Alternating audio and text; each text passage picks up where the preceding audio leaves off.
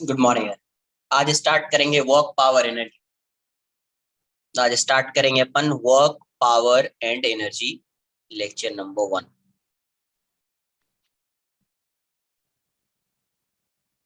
दक्ष कहाँ है यार? दक्ष है क्या? Daksh, yes sir. देखो यहाँ पे। अभी तक जो ऐसा पढ़ रहे थे, एक ब्लॉक है, एक ब्लॉक लेते थे, उसका एमजी कहाँ पे शो करते थे? क्या इसका इस इतने पार्ट का एमजी यहाँ पे, इतने पार्ट का एमजी यहाँ पे, इतने पार्ट का एमजी यहाँ पे, इतने पार्ट का सेंटर एमजी पे। सेंटर पे अज्यूम करते थे ना? इसका यस सर। मतलब कोई एक एक पॉइंट पे अज्यूम करते थे ना वेट। Yes sir. तो सेम वही होता है कॉन्सेप्ट, वही बता रहा था मैं तुमको। अगर ये एक रॉड है तो इस रॉड का जो एमजी होगा ना, वो इसके सेंटर पे अज्यूम करेंगे। अभी इस पॉइंट को बोलते हैं सेंटर ऑफ ग्रेविटी, जहां पे एमजी लगता है ना उसको बोलते हैं सेंटर ऑफ ग्रेविटी।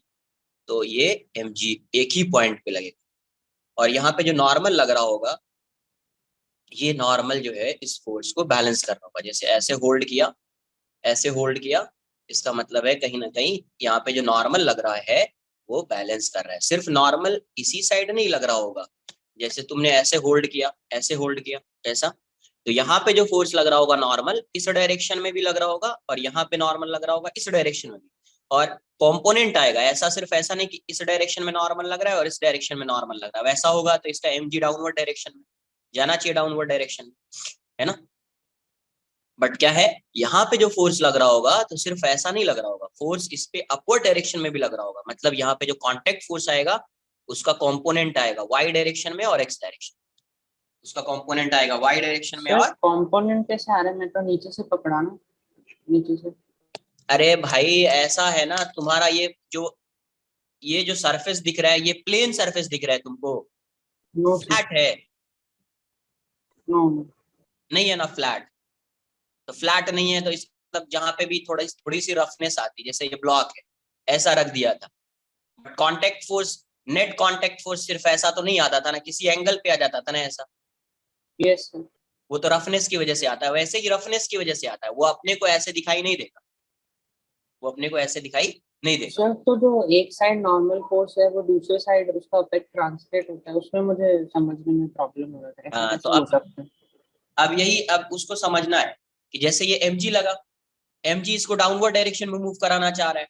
क्लियर है? तो ये यस सर। नॉर्मल क्या करेगा, नॉर्मल इसको अपवर्ड डायरेक्शन में पुल कर रहा है। इसका मतलब ये जो पॉइंट है, ये पॉइंट, अब देखो नॉर्मल लग रहा है यहाँ पे, बट ये पूरे को कैसे बैलेंस कर रहा है, इस एमजी को कैसे बैलेंस कर रहा है? यहाँ पे ये सब पॉइंट्स जो है ये सब ये कनेक्टेड होगा। ये पॉइंट यस। इसके साथ, ये पॉइंट इसके साथ, ये पॉइंट इसके साथ। तो ये क्या करेगा, ये दो पॉइंट है, ये जाना चाह रहा है सपोज इस डायरेक्शन में, और यहाँ पे नॉर्मल लग रहा है ऐसा। तो जैसे ये पॉइंट एक दूसरे से कनेक्टेड है तो ये इस पॉइंट को मूव नहीं करने देगा, ये इस पॉइंट को मूव नहीं करने देगा। वैसे ही ये पॉइंट, ऐसे पॉइंट्स आए। अब ये दोनों भी कांटेक्ट में है तो इन दोनों के बीच में नॉर्मल लग रहा हो। ये जो नॉर्मल आया है तो ये नेट नॉर्मल बनेगा ये भी। जैसे ये एमजी नेट एमजी बनता है, वैसे भी नॉर्मल जो होगा वो नेट नॉर्मल आएगा। तो यहाँ पे भी नॉर्मल लग रहा हो। पॉइंट पॉइंट को अगर आप देखोगे तो ये दोनों पॉइंट कांटेक्ट में है, यहाँ पे भी नॉर्मल लग रहा होगा। तो इसका जो नॉर्मल आएगा कुछ ऐसा आएगा, नेट नॉर्मल। और ये एम जी इस साइड का, डीएम स्मॉल एम इंटू जी, तो ये इसको बैलेंस कर रहा होगा। डीएन बोल दीजिए आप। वैसे ही सब इसको बैलेंस कर रहे होंगे एक दूसरे को। तो नेट जब आप शो करोगे तो एक एम जी शो करोगे और एक नॉर्मल शो करोगे, तो वैसा। सर तो इलेक्ट्रोस्टैटिक फोर्स से हो रहा है ना? इलेक्ट्रोमैग्नेटिक। इलेक्ट्रोमैग्नेटिक। यस। तो मतलब एक फोर्स तो लेफ्ट वाला का ज्यादा है कंपेयर टू द डीएमजी, इसलिए ऊपर खींच पा रहे हैं। नहीं, बैलेंस कर रहा है, अपवर्ड डायरेक्शन में हाँ थोड़ी मूव हाँ कर रहा है। बैलेंस, नहीं नहीं मतलब जो एन जो लेफ्ट वाले पार्टिकल का है that is equal to DMG, इसलिए। यस। यस। और ये सब थोड़ा सा डिटेल में अभी डिटेल में पढ़ेंगे कि रोटेट भी कर सकता है, कुछ कर सकता है, वो सब आएगा, एक रोटेशनल चैप्टर आएगा, उसमें अपन थोड़ा डिटेल में करके इन सब चीजों को पढ़ेंगे। बट अभी इतना समझ लेना है कि एमजी एक ही पॉइंट पे एक्ट कर रहा होगा, नॉर्मल एक्ट करेगा। अब देखो यहाँ पे स्टार्ट करते हैं वो, ये एक ब्लॉक है और इस ब्लॉक पे मैंने एक फोर्स लगा दिया है, लेट्स से इस डायरेक्शन में मैंने एक फोर्स लगा दिया F। ब्लॉक पे इस डायरेक्शन में फोर्स लगा रहे तो ब्लॉक यहाँ से यहाँ पे डिस्प्लेस हो गया, यहाँ से यहाँ पे आ गया। अब बोलेगा सर फोर्स ऐसा लगा रहे थे, इस ब्लॉक को इस डायरेक्शन में जाना चाहिए। इस डायरेक्शन में कभी जाएगा जब इसका जो एक कंपोनेंट आ रहा है इस साइड, सपोज ये थीटा है, इसको मैं लिख देता हूँ F cos थीटा और इस कंपोनेंट को लिख देता हूँ F sin थीटा। तो ये F sin थीटा जो है इस mg को नहीं बैलेंस कर रहा होगा, है ना। mg would be greater than F sin theta, इसलिए ये इस डायरेक्शन में नहीं जाएगा, ये इस डायरेक्शन में जाएगा। इस डायरेक्शन में कोई और भी फोर्स नहीं है, ये स्मूथ सरफेस। या फ्रिक्शन भी होगा तो ये फ्रिक्शन को ओवरकम करेगा और इस डायरेक्शन में जा रहा है। तो इसका जो डिस्प्लेसमेंट है, इसका डिस्प्लेसमेंट मैं अज्यूम कर लेता हूँ L, और यू कैन से D या S, डिस्प्लेसमेंट S मान लो। S क्या है, इसका डिस्प्लेसमेंट। तो यहाँ पे जो वर्क डन आएगा, वर्क फिजिक्स में जो वर्क डन की मीनिंग होती है, वर्क डन का मतलब ये होता है फिजिक्स, डेली लाइफ का वर्क डन और फिजिक्स का वर्क डन जो है वो डिफरेंट। वर्क डन जो यहाँ पे आएगा W, ये होता है force into displacement along the direction of force, displacement along the direction of force, direction of force। या आप इसको ऐसे भी लिख सकते हैं, W equals to force along the direction of displacement, force along the direction of displacement, direction of displacement into displacement, ऐसा भी लिख सकते हैं। फिजिक्स में फोर्स वर्क डन का मतलब ये होता है force along the direction of displacement into displacement. Basically ये क्या हो जाएगा, फोर्स यहाँ पे अगर आप देखोगे force along the direction of displacement, particle इस डायरेक्शन में डिस्प्लेस हो रहा है, इस डायरेक्शन में फोर्स क्या है F cos थीटा, इस डायरेक्शन में फोर्स क्या है F cos थीटा। तो आप क्या लिखोगे F cos थीटा, डिस्प्लेसमेंट इसका क्या हो गया S। तो बेसिकली यहाँ से वर्क डन क्या आ जाएगा आपका Fs cos theta, Fs cos theta. आप इसको ऐसे लिख सकते हैं W equals to F dot S, F dot S। तो वर्क डन क्या आ जाएगा F dot S हो जाएगा, F dot S आ जाएगा। ये कभी डायरेक्ट ऐसा F dot S कभी यूज करेंगे, आप डायरेक्ट कभी ऐसा यूज करोगे F dot X। तो F dot S आपको तभी यूज करना है व्हेन फोर्स क्या होगा, when force is a constant, F क्या है कांस्टेंट, तभी यूज करेंगे, वरना आपको इंटीग्रेट करना पड़ेगा, वरना आपको क्या करना पड़ेगा इंटीग्रेट करना पड़ेगा। in case of variable force we have to integrate to given the work done by that applied force, to that applied force। उस applied force की वजह से अगर आपको work done find करना है तो you have to integrate। तो इंटीग्रेशन कैसा आएगा, F डॉट ds का इंटीग्रेशन आएगा, उसको आगे डिस्कस करेंगे। तो ये वाली वैल्यू जो आएगी F W equals to F dot S, ये क्या हो जाएगा वेर F इज कांस्टेंट, तभी डायरेक्टली यूज करेंगे, अदरवाइज वेरिएबल के केस में इंटीग्रेट, वेरिएबल के केस में क्या करना पड़ेगा इंटीग्रेट। क्लियर है। तो इसको आप कैसे लिख सकते हैं, डिफाइन करना होगा। तो डिफाइन कैसे कर सकते हैं, तो देखो एक चीज तो क्लियर है, अगर मैं यहाँ पे फोर्स लगा रहा हूँ तो इस पॉइंट को बोलते हैं अपन, जिस पॉइंट पे फोर्स एक्ट कर रहा है उस पॉइंट को अपन बोलते हैं point of application of force. क्या बोलते हैं, point of application of force. तो जिस पॉइंट पे फोर्स एक्ट कर रहा है उस पॉइंट का मूव करना इंपॉर्टेंट है ना। अगर point of application of force move नहीं कर रहा है, इसका मतलब work done by that force would be zero. जैसे मैं यहाँ पे फोर्स लगा रहा हूँ, यहाँ पे मैं फोर्स लगा रहा हूँ और ये पॉइंट मूव ही नहीं कर रहा है, कोई डिस्प्लेसमेंट है नहीं उस पॉइंट का, इसका मतलब work done by this force would be zero. अब मैं यहाँ पे फोर्स लगा रहा हूँ और ये मूव कर रहा है, ये पॉइंट मूव कर रहा है, इसका मतलब यहाँ पे कुछ ना कुछ वर्क होगा। अब मैं ऐसा इसको फिक्स कर देता हूँ सपोज, और यहाँ पे फोर्स लगा रहा हूँ, मूव ही नहीं कर रहा है, फोर्स तो लग रहा है, ये पॉइंट मूव नहीं कर रहा है, ये पॉइंट मूव नहीं कर रहा है, इसका मतलब work done by this force would be zero. तो पॉइंट ऑफ एप्लीकेशन का मूव करना इंपॉर्टेंट। तो लिखेंगे अपन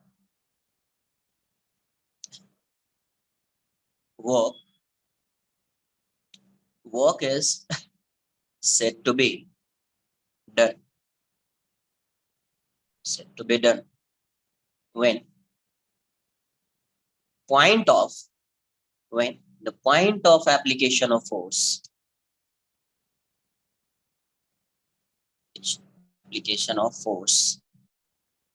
force actually moves. Okay. Work is said to be done when point of application of force actually moves. Sir सारी बात मतलब सम displacement होना चाहिए ना. हाँ, वो पॉइंट मूव कर रहा है, इसका मतलब डिस्प्लेसमेंट बॉडी का तो होना ही चाहिए, अदरवाइज नहीं हो, अदरवाइज नहीं हो. क्लियर है? तो पॉइंट ऑफ एप्लीकेशन का मूव करना जो है वो क्या है, compulsory.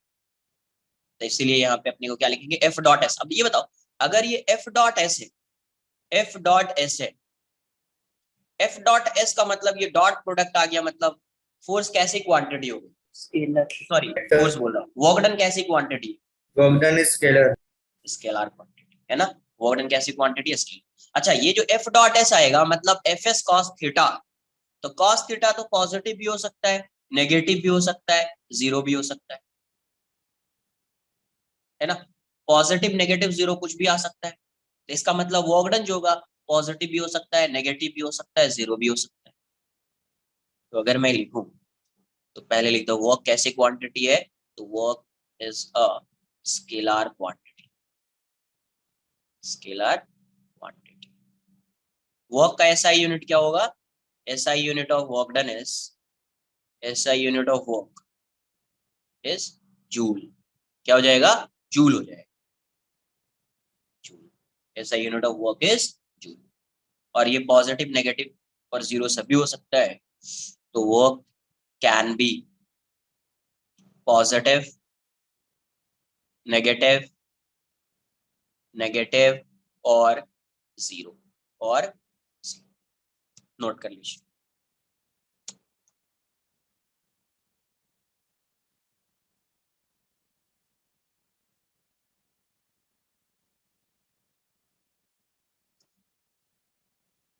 Sir, can you show the lower part for a minute?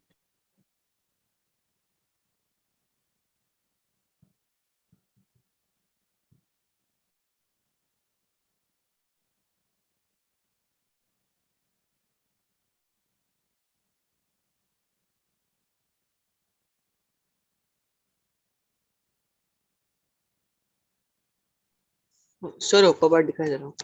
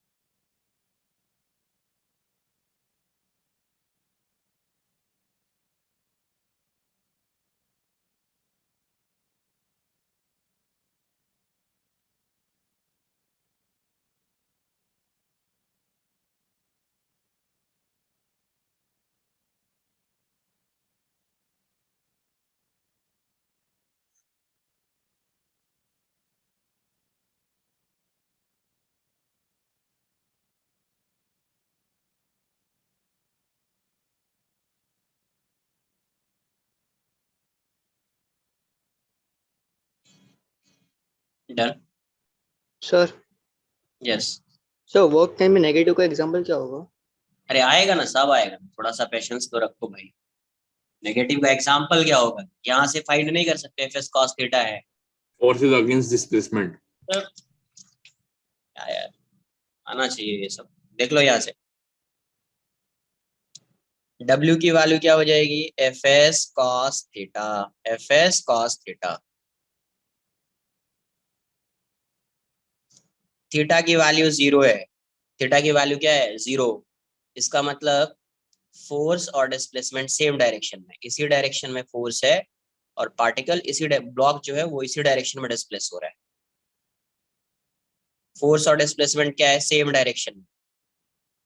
या थीटा की वैल्यू 0 टू 90 के बीच लाई कर रही है, if theta is greater than equal to 0 and less than 90 degree, उस केस में वर्क पॉजिटिव होगा। देखो यहाँ पे, यहाँ से एफ आ गया, तो ये फोर्स और डिस्प्लेसमेंट सेम डायरेक्शन में, तो वर्क क्या आ जाएगा, वर्क क्या आएगा आपका, एफ एस कॉस 0, मतलब ये पॉजिटिव आ गया। क्या आ गया, पॉजिटिव। अगर थीटा की वैल्यू 90 डिग्री होगी, थीटा की वैल्यू 90 डिग्री होगी, मतलब फोर्स इस डायरेक्शन में है, डिस्प्लेसमेंट इस डायरेक्शन में हो रहा है, डिस्प्लेसमेंट यहाँ पे हो गया, किसी वेलोसिटी से जा रहा होगा, डिस्प्लेसमेंट यहाँ पे आ गया, तो अभी इसका वॉक डन इस केस में क्या आ जाएगा, वॉक डन जो होगा वो 0 आ जाएगा। वॉक डन क्या आ जाएगा, 0, एफ एस कॉस 9। क्यों 0 हो गया, क्योंकि देखो ये सपोज यहाँ पे फोर्स लग रहा है, बट इस पॉइंट का डिस्प्लेसमेंट इस डायरेक्शन में है ही नहीं, इस पॉइंट का displacement along the direction of force या opposite to the direction of force है ही नहीं, तो इस डायरेक्शन में ये point of application force move नहीं कर रहा है, इसलिए वॉक डन 0। वॉक डन क्या आ गया, 0। थीटा की वैल्यू 180 डिग्री है, मतलब फोर्स इस पे इस साइड एक्ट कर रहा है, बट इसकी कुछ वेलोसिटी होगी जिसकी वजह से ये इस साइड मूव कर रहा होगा, और ये इसका डिस्प्लेसमेंट ये होगी। तो यहाँ पे फोर्स और डिस्प्लेसमेंट ऑपोजिट डायरेक्शन में है, तो वर्क डन क्या आ जाएगा, W equals to F S cos 180 degree, cos 180 is -1, तो फोर्स माइनस एफ एस हो जाएगा, नेगेटिव। क्या हो जाएगा, माइनस एफ एस, मतलब नेगेटिव हो जाएगा। आप इसको ऐसे भी कर सकते हैं, जब थीटा की वैल्यू क्या है, theta angle between F and F, angle between man the angle between when the angle between f and s, when the angle between f and s is less than 90 degree, less than 90 degree का मतलब less than 90 degree है, greater than equal to 0 degree है, ऐसा। तो इस वाले case में cos theta की जो वैल्यू होगी वो पॉजिटिव आएगी, क्या आएगी, पॉजिटिव। cos थीटा पॉजिटिव होगा, इसका मतलब हेंस वॉकडन क्या आएगा, वॉकडन क्या हो जाएगा, पॉजिटिव आएगा। वॉकडन क्या आएगा, व्हेन थीटा, थीटा की वैल्यू अगर 90 डिग्री है, यहाँ पे देखा अपन ने, तो वॉकडन क्या आ जाएगा, 0 आ जाएगा। अगर थीटा की वैल्यू ग्रेटर देन 90 होगी, less than equal to 180 degree, इस केस में वॉकडन क्या आ जाएगा, work done would be negative. Work done इस केस में क्या आएगा, नेगेटिव हो जाएगा, बिकॉज कॉस थीटा यहाँ पे क्या होता है, कॉस थीटा की वैल्यू नेगेटिव हो, कॉस थीटा की वैल्यू नेगेटिव होगी, इसलिए वॉक डन क्या आएगा, यहाँ पे नेगेटिव होगा। तो वॉक पॉजिटिव भी हो सकता है, नेगेटिव भी हो सकता है, और 0 भी हो सकता है। ठीक है, नोट कर लो, इतना है।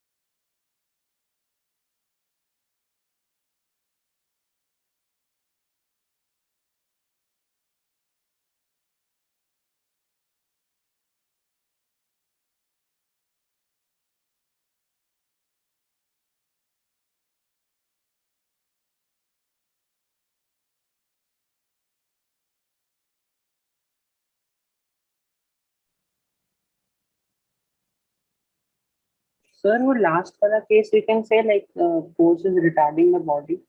yes. Okay.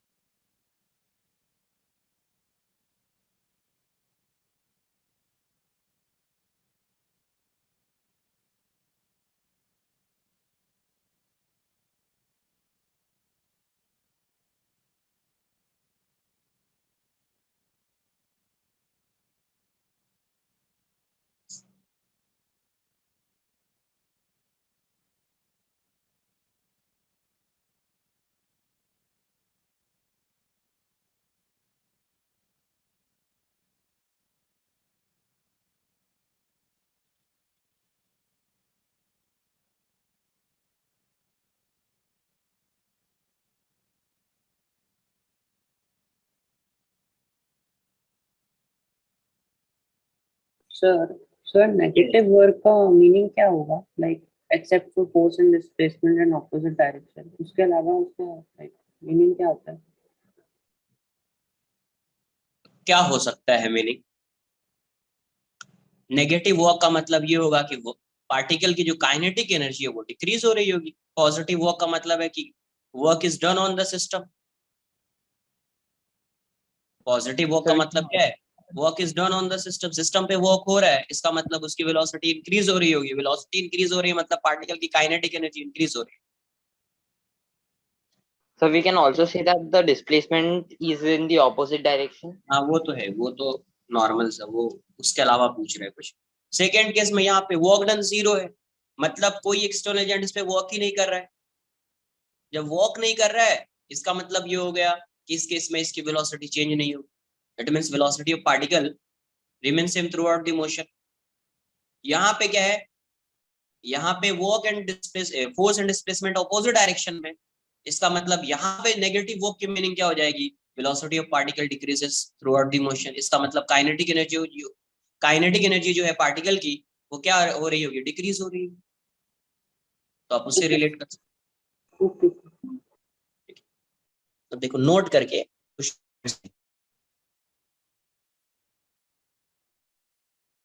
First work is defined for an interval or displacement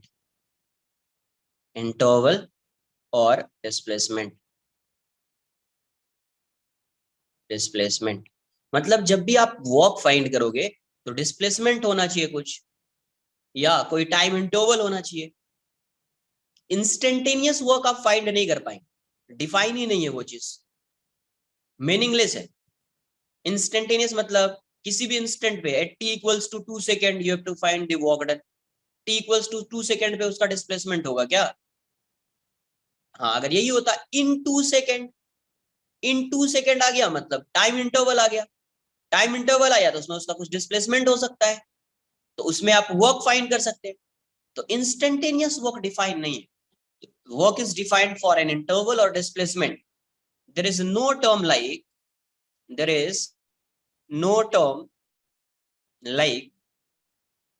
instantaneous work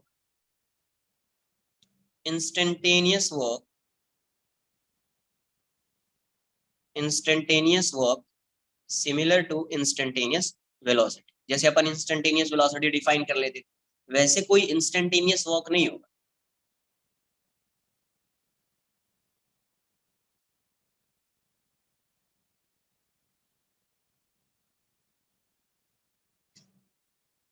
Work is defined for an interval or displacement. There is no term like instantaneous work similar to instantaneous velocity.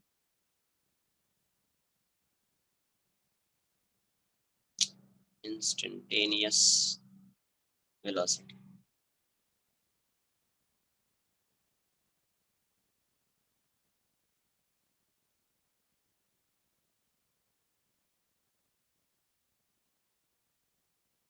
Sir, but in dt time ds displacement can तो Yes, dt time में ds displacement होगा, but वो instantaneous नहीं।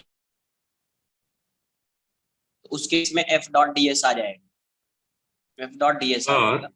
Yes, But work will result in change in velocity, right? How will it result in change of only displacement?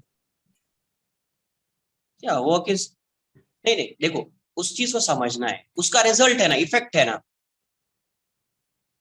Velocity जो change हो रहा है वो किसका इफेक्ट है? वर्क का इफेक्ट है, वर्क का इफेक्ट है। अब क्वेश्चन को समझना है, क्या क्वेश्चन में बोला गया, इंस्टेंटेनियस को आप चीजों को रिलेट करो। अब ये बताओ, आपसे क्वेश्चन में ऐसा पूछा जाए, ये यहाँ पे पार्टिकल है, this block is moving with some velocity, let's say this block is moving with some velocity v1, और फोर्स भी इसका इसी डायरेक्शन में लग रहा है, यहाँ पे आया तो वेलोसिटी v2। तो आप यहाँ पे बता सकते हैं ना कि instantaneous velocity of this block is v2, but how you can find the instantaneous work done? तो जब भी आप, ये रिजल्टेंट है वेलोसिटी जो है किसका, वर्क से आप इसको रिलेट कर सकते हैं, बट जब भी आपको वेलोसिटी आएगी वो आएगी चेंज इन वेलोसिटी रिलेट कर सकते, इंस्टेंटेनियस नहीं, चेंज इन वेलोसिटी। आप क्या बोल रहे हो, let's say t equals to 0 पे velocity of this block is v1, at t equals to t1 velocity of this block is v2। तो आप इंटरवल चेक कर रहे हो, ऐसा नहीं बोल रहे किसी इंस्टेंट पे, इंटरवल। ऐसा नहीं बोलोगे कि यहाँ पे वेलोसिटी इंक्रीज हो गया, इंक्रीज हुई किसके रेस्पेक्ट में इंक्रीज हुई है, तो आपको उसको कंसिडर करना पड़ेगा विद रिस्पेक्ट टू, ये टर्म आएगा। तो ऐसा नहीं कि सर डायरेक्टली रिलेटेड है तो क्यों नहीं आ गया सर, नहीं, डायरेक्टली रिलेटेड है, समझो इस चीज, नोट कर लिया इसको। Yes, sir. Yes. देखो Sir, also, एक मिनट, पहले समझ, जैसे एक एग्जांपल लेते हैं, ऐसे ही है, अगर आपसे पूछा जाए velocity of particle, velocity of particle at t equals to 1 second, ये मीनिंगफुल स्टेटमेंट है, velocity of particle at t equals to 1 second, correct statement, सही है, फाइंड कर सकते। लेकिन आपसे पूछा जाए work done by applied force at t equals to 1 second, ये आपसे पूछा जा रहा है। सपोज ये ब्लॉक है, यहाँ पे फोर्स लग रहा है, t इक्वल्स टू 0 पे यहाँ पे है, t इक्वल्स टू t पे यहाँ पे इसकी कुछ वेलोसिटी हो गई, t इक्वल्स टू 1 सेकेंड पे। अब ये बताओ, इन एट, यहाँ पे क्वेश्चन में क्या दिया हुआ है, एट 1 सेकेंड, मतलब इंस्टेंटेनियस है। तो वॉक जब डिफाइन करते हैं उसका डेफिनेशन ही क्या है, उसके डेफिनेशन में क्या आ जाता है, यस, क्या होना चाहिए, point of application of force, उसका डिस्प्लेसमेंट होना compulsory. Work is said to be done by a force when its point of application of force moves by some distance, when its point of application of force moves by some distance। अब ये बताओ, at t equals to 1 second, at particular instant, तो क्या इस instant पे इसका कोई displacement होगा? डिस्प्लेसमेंट होने के लिए कुछ टाइम इंटरवल चाहिए, yes. है ना, डिस्प्लेसमेंट होने के लिए क्या चाहिए, कुछ टाइम इंटरवल चाहिए। इसलिए वेलोसिटी तो आप फाइंड कर सकते हो at t equals to 1 second, you can find the velocity of particle, है ना, वेलोसिटी तो आप फाइंड कर सकते हैं कि वेलोसिटी ये होगी, बट आप वर्क फाइंड नहीं कर सकते। तो आप वेलोसिटी को वर्क डन से रिलेट कर रहे हो, बट इसका मतलब ये नहीं कि वेलोसिटी जैसी होगी वर्क डन भी वैसी होगी। वेलोसिटी वेक्टर क्वांटिटी है, वर्क डन स्केलर है ना, चेंज आएगा उसमें। जैसे फोर्स है, फोर्स से स्पीड में चेंज आता है, बट फोर्स और स्पीड क्या है, डिफरेंट है। फोर्स से वेलोसिटी में चेंज आएगा, बट फोर्स एंड वेलोसिटी क्या है, डिफरेंट। वैसे ही आप रिलेट तो कर ही सकते, जैसे फोर्स को वेलोसिटी से रिलेट कर लिया, वैसे ही वर्क डन को वेलोसिटी से रिलेट कर लिया, बट इसका मतलब ये नहीं है कि ये इंस्टेंटेनियसली, अगर ये इंस्टेंटेनियस वेलोसिटी डिफाइन है, इसका मतलब ये नहीं होगा कि इंस्टेंटेनियस वर्क भी डिफाइन होगा। इंस्टेंटेनियस वर्क डिफाइन क्यों नहीं है, बिकॉज किसी भी इंस्टेंट पे डिस्प्लेसमेंट ऑफ पार्टिकल कुछ होगा नहीं होगा, तो इसलिए वर्क डिफाइन नहीं होगा। वर्क को डिफाइन करने के लिए होगा ना, ds डिस्प्लेसमेंट, क्या बोल रहे हैं सर dt टाइम में ds यही डिस्प्लेसमेंट होगा ना। सुनना चाह रहा था, dt टाइम इंटरवल है, टाइम इंटरवल। अरे dt टाइम कोई टाइम इंटरवल है, यस और नो? यस। तो टाइम इंटरवल है तो किसके लिए डिफाइन हुआ? टाइम इंटरवल के लिए डिफाइन हुआ या इंस्टेंटेनियस वाला पार्ट ये डिफाइन हो गया? Time interval. Time time interval. Interval dt आ गया, ये एक टाइम इंटरवल है। हाँ ये वेरी स्मॉल होगा वो है, बट टाइम इंटरवल तो है, वेरी स्मॉल है। तो इस टाइम इंटरवल में कितना डिस्प्लेसमेंट? ds डिस्प्लेसमेंट हो गया, ये डिस्प्लेसमेंट ds हो गया, इस टाइम इंटरवल में डिस्प्लेसमेंट ds। तो अगर ऐसा केसेस आएगा तो इस केस में वॉक डन को लिखेंगे f डॉट ds। क्या आ जाएगा? तो स्मॉल वॉक आएगा। तो ये जो dw लिखा है अपन ने, dw equals to f dot ds, तो ये स्मॉल वॉक डन है। वॉक डन है, इंस्टेंटेनियस नहीं है ये, स्मॉल वॉक डन, या वॉक डन बोल सकते हैं, work done for ds displacement, small work done for ds displacement. Clear है? तो ये वैसा है, किसी इंस्टेंट नहीं है। क्वेश्चन में अगर यही हो, जैसे ये पूछा गया, अगर आपसे ये पूछा जाता walk done by applied force, walk done by applied force in 2 seconds, in 2 seconds, तो इसकी कोई मीनिंग नहीं है, क्रॉस कर दिया इसको। आपसे क्वेश्चन में पूछा जाए walk done by applied force in 2 seconds, in 2 seconds है मतलब t की वैल्यू 0 to 2 सेकेंड्स, तो ये एक टाइम इंटरवल हो गया, ये फाइंड कर सकते, ये फाइंड कर सकते। क्वेश्चन में अगर ऐसा होता work done by applied force in second, तो सेकेंड की मीनिंग क्या हो जाती है? t equals to 1 second to 2 second, मतलब ये भी एक टाइम इंटरवल है, मतलब इसमें भी फाइंड कर सकते हैं, इसमें भी फाइंड कर सकते हैं, इसमें आप फाइंड नहीं कर सकते। इंस्टेंटेनियस जब भी आएगा तो फाइंड नहीं कर सकते। क्लियर है? Any doubt? Yes. Vedanta? Sir, yes. so considering force is always constant and also the direction does not change, will like the work done in unit time also remain constant? Work done in unit time? नहीं, It's like similar to power. नहीं, अभी समझेगा। Work done in unit time क्यों constant नहीं है, उस चीज को समझ। ओ पावर की बात तुम कर रहे हो क्या?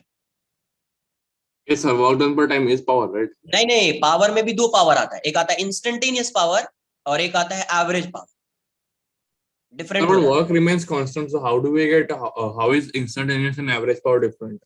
नहीं, कांस्टेंट नहीं होगा, उस चीज को समझो क्यों कांस्टेंट नहीं होगा। देखो टाइम की बात कर रहे हो ना, तो इसलिए क्यों कांस्टेंट नहीं होगा, because velocity of particle changes with respect to time ना। तो अगर आप t इक्वल्स टू सपोज 0 लिया, let's say velocity of this particle is 2 meter per second, but इस पे फोर्स एक्ट कर रहा है इस डायरेक्शन में, f की वैल्यू कांस्टेंट है, कुछ 10 न्यूटन ले लिया, तो particle is accelerating with some acceleration. तो अगर आप लिखोगे, समझो यहां से, या इस इनिशियली 0 ही मान लो, थोड़ा इजी कैलकुलेशन कर लेते, और एक्सेल मास अज्यूम कर लीजिए 5 kg, तो इसका एक्सेलरेशन क्या आएगा? 2 मीटर पर सेकेंड आ जाएगा। यहीं से आप फाइंड कर लो। देखो इन वन सेकेंड, 1 सेकेंड में इसका डिस्प्लेसमेंट क्या लिखोगे? s1 लिख देता हूं, ut plus half at square, 2 into 1 square, तो ये हो जाएगा 1 मीटर। अब देखो इन 2 सेकेंड्स s2 की वैल्यू क्या आ जाएगी? 0 into T plus half into, ये एक्सेलरेशन 2 है, ये 2 का स्क्वायर हो जाएगा, ये 2 से 2 गया, 4 मीटर। अब ये बताओ फर्स्ट सेकेंड में अगर आप वर्क फाइंड करोगे इन 1 सेकेंड, वर्क डन की वैल्यू क्या हो जाएगी? Force into displacement 10 into 1 second में 10 जूल आ जाएगा। अब सेकेंड में फाइंड करो work done bye F in second, ये भी 1 सेकेंड का इंटरवल है, सेकेंड 1 सेकेंड का इंटरवल है, तो ये वर्क डन कितना आ जाएगा इस केस में? फोर्स तो 10 है, डिस्प्लेसमेंट कितना हो गया? सेकेंड में डिस्प्लेसमेंट क्या हो गया? तो 1 सेकेंड में डिस्प्लेसमेंट इसका 1 मीटर है, 2 सेकेंड में 4 मीटर है, इसका मतलब 1 to 2 सेकेंड में डिस्प्लेसमेंट क्या हो जाएगा? 4 - 1 3 मीटर। यही होगा ना displacement of particle, displacement of particle in second. तो देखो क्या आ जाएगा आंसर, 30 जूल। क्या मुझे ये बताओ, वर्क डन 1 सेकेंड में आ रहा है 10 जूल, सेकेंड में आ रहा है 30 जूल, तो वर्क डन अगर पर यूनिट टाइम फाइंड करेंगे तो क्या आंसर सेम आएगा? Here particle is accelerating, particle क्या कर रहा है, एक्सेलरेट कर रहा है, एक्सेलरेट कर सेम टाइम इंटरवल में डिस्प्लेसमेंट वोंट बी सेम, होगा सेम? क्या नहीं होगा। ये कभी होता when particle moving with constant velocity, तभी हर टाइम इंटरवल में उसका डिस्प्लेसमेंट सेम होता है, उसी को बोलते हैं यूनिफॉर्म मोशन। बट यहाँ पे एक्सेलरेशन डिफरेंट है तो डिस्प्लेसमेंट हर टाइम इंटरवल में डिस्प्लेसमेंट क्या होगा, डिफरेंट होगा। तो work done per unit time constant नहीं होगा, work done per unit time constant नहीं होगा। यहाँ पे 1 सेकेंड में कितना वर्क हुआ है, 30 जूल, यहाँ पे 1 सेकेंड में कितना वर्क हुआ है, 10 जूल। क्लियर है? तो सर हमको इसलिए एक्सेलरेशन 0 चाहिए ना वर्क डन कांस्टेंट लेने के लिए। वर्क डन कांस्टेंट की कोई मीनिंग होगी क्या यार? वर्क डन कांस्टेंट की कोई मीनिंग होगी क्या? किस पे डिपेंड कर रहा है? Force into displacement, force constant है, डिस्प्लेसमेंट कांस्टेंट होगा क्या इसका? 5 मीटर पे भी उतना ही 5 मिनट में भी उतना ही डिस्प्लेसमेंट, 10 मिनट में भी उतना डिस्प्लेसमेंट, 20 मिनट में भी उतना ही डिस्प्लेसमेंट, ये पॉसिबल है? Is it possible? Only force is zero after that. वही ना, पॉसिबल नहीं है ना, बिकॉज फोर्स एक्ट कर रहा है, इसका मतलब उसका डिस्प्लेसमेंट तो होगा, और डिफरेंट टाइम इंटरवल में डिफरेंट होगा, मतलब वर्क डन डिफरेंट आएगा। तो कांस्टेंट वर्क डन की कोई मीनिंग, ऐसा नहीं कि सर कांस्टेंट वर्क डन है, कोई मतलब नहीं है उसका कांस्टेंट वर्क डन का। फोर्स 0 हो जाएगा तो वर्क कांस्टेंट होगा, वर्क होगा ही नहीं ना, वर्क तो 0 हो जाएगा। नोट कर लो इन सबको ऐसे एग्जांपल करके नोट करो, समझ में आएगा कुछ। सर नीचे वाला पार्ट दिखाओ ना। नहीं, एक बार नोट करने दो, थोड़ा वेट कर लो।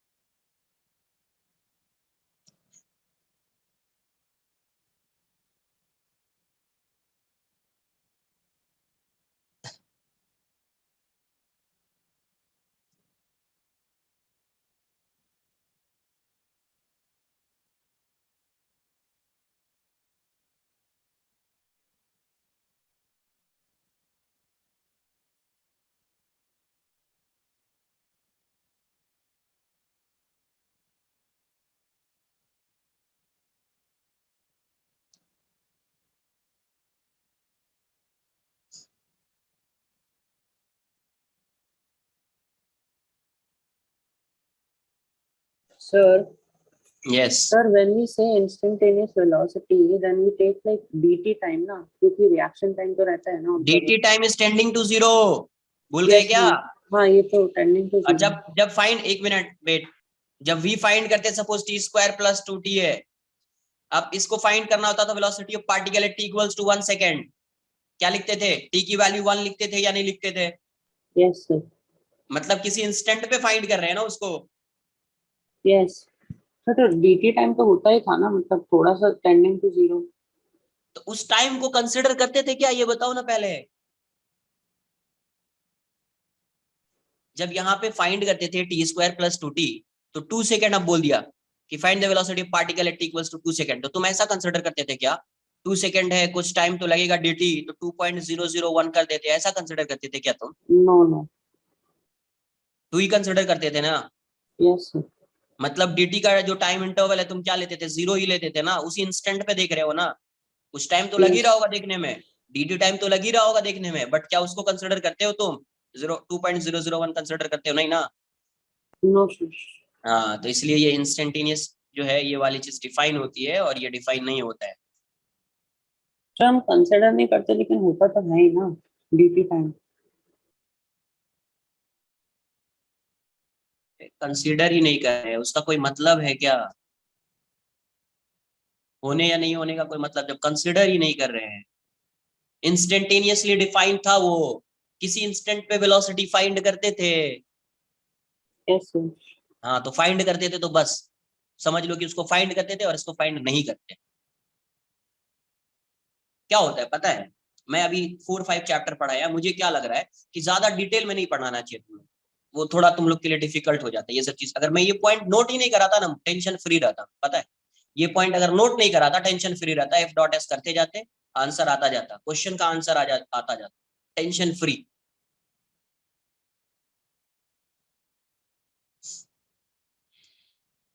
आंसर तो लाना है, आंसर आ जाएगा, सॉल्व करेंगे, ये इस पॉइंट से थोड़ी आंसर आएगा। जो पॉइंट अभी लिखा है work is defined for an interval और डिस्प्लेसमेंट, इससे थोड़ी आंसर आएगा कुछ, आंसर तो एफ डॉट एस से ही आएगा। बट ये सब क्या है, इस चैप्टर का बेसिक्स, चैप्टर पढ़ रहे समझ में आना चाहिए। पता है, जब ये चीज पता है कि वर्क डन जब डिफाइन ही हुआ एफ डॉट एस, डिस्प्लेसमेंट से डिफाइन हुई ये चीजें, तो डिस्प्लेसमेंट तो आना चाहिए ना यार।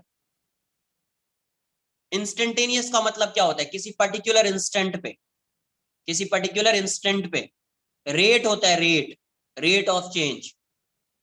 ऐसा यहाँ पे इसको डिफाइन किया क्या, work done rate of change होता है किसी का। Instantaneous No. वेलोसिटी क्या होती थी, ds by dt, rate of change of position या displacement with respect to time. ये रेट ऑफ चेंज है क्या ये? No, sir. जहां पे भी इंस्टेंटेनियस आएगा वहां पे रेट ऑफ चेंज आएगा। इंस्टेंटेनियस वेलोसिटी पढ़ा ds by dt, instantaneous acceleration पढ़ा, क्या पढ़ा, instantaneous acceleration dv by dt rate, instantaneous force पढ़ा dp by dt, तो वहां पे रेट होता है। एवरेज पढ़ा, क्या पढ़ा था, delta we, delta S by delta T, average acceleration delta we by delta T, average force delta P by delta T. Average में डेल्टा होता है, इंस्टेंटेनियस में रेट होता है। कहीं पे वर्क डन में रेट आया क्या, नहीं आया। जब वर्क डन में रेट आया ही नहीं तो ये इंस्टेंटेनियस होगा नहीं। क्लियर है? सर तो हम लिख ही नहीं पाएंगे ना, नहीं ds फाइंड लाइक कर पाओगे। f, जैसे हम ds by dt लिखते हैं क्योंकि वो रेट होता है यार, रेट ही नहीं है।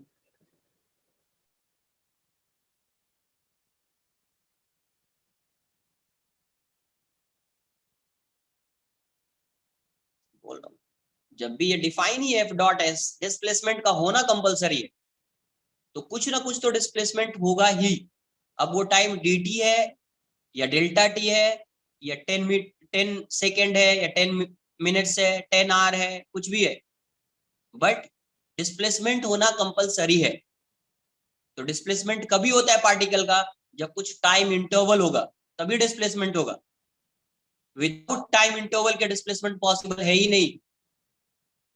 इसलिए ये इंस्टेंटेनियस वर्क डन जो है डिफाइन नहीं है, इंस्टेंटेनियस वर्क डन डिफाइन नहीं है। सर नहीं, मुझे ये डाउट हो रहा है, जब dt हम लेते हैं, dt is tending to zero ना, तो उसको स्मॉल इंटरवल ऑफ अच्छा टाइम ठीक है, में स्मॉल, तो तुम्हारे अकॉर्डिंग ले लिया zero, dt is tending to zero है, जीरो ले लिया, what will be the value of displacement in dt time, zero. जब yes dt is tending to zero, इसमें तो dt tending to zero लेते थे ना, यस जब dt को जीरो ले लिया तो डिस्प्लेसमेंट क्या होगा, जीरो, जीरो होगा, तो वर्क डन क्या हो जाएगा, जीरो। डिफाइन हुआ कुछ, नहीं तो फिर क्यों बोल रहे हो इतने उतने टाइम से? सर, बट हम dt को अगर हम कंसिडर करेंगे जीरो तब भी हो सकता है ना तो ऐसे? dt को जब कंसिडर किया तो वो इंस्टेंट, यहाँ पे dt को कंसिडर किया था कुछ, ये बताओ नो पहले। नो नो नो नहीं कंसिडर किया तो फिर ये और ये डिफरेंट हुआ कि नहीं हुआ?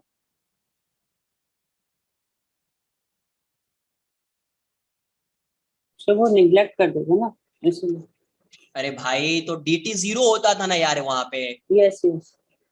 क्या बोल रहे हो, एक ही चीज को क्यों इतना बोल रहे हो यार? dt की वैल्यू क्या होती थी वहां पे, dt ऐसा लिखते थे, zero. dt is tending to zero, तो dt जब यस जीरो हो जाएगा तो ds की वैल्यू जीरो हो जाएगी, ds जीरो होगा तो dw वर्क डन जीरो आ जाएगा। तो कोई वर्क डन है क्या, नहीं है। No no. तो बट अगर dt टाइम को आपने कंसिडर किया कि ये जीरो, एग्जैक्ट जीरो तो नहीं होगा, कुछ होगा, कुछ होगा तो कुछ डिस्प्लेसमेंट होगा, कुछ डिस्प्लेसमेंट होगा तो कुछ वर्क होगा। तो बेसिकली ये वर्क डन किसके लिए डिफाइन है, डिस्प्लेसमेंट के लिए डिफाइन। किसके लिए डिफाइन है, डिस्प्लेसमेंट के लिए डिफाइन। नेक्स्ट पॉइंट लिखता हूं, for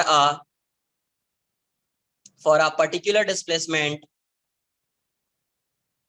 for a second point, for a particular displacement work done by a force, the applied force is independent of types of motion. That is, whether it moves with constant velocity, it moves with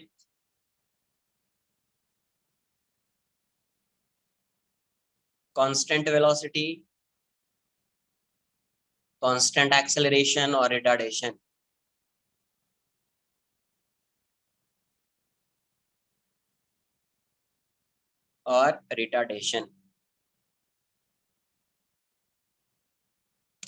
क्या लिखा point? For a particular displacement, work done by a force is independent of types of motion. अगर कोई force है और displacement दिया हुआ है particle, बहुत सारे फोर्सेस एक्ट कर रहे हैं सपोज, है ना, और पार्टिकल का डिस्प्लेसमेंट गिवन है, तो वर्क डन जो है वो टाइप्स ऑफ मोशन पर डिपेंड नहीं करता कि वो कैसा मोशन है, यूनिफॉर्म मोशन है, यूनिफॉर्मली एक्सेलरेटेड मोशन है, कैसा मोशन है, वो उस पर डिपेंड नहीं करता है। समझा क्या ये? सर कुछ मत बोलो, नहीं समझा फिर भी मत बोलो, टाइम जाएगा, नहीं समझ में आ रहा पूछ लो, कोई भी डाउट बोलो।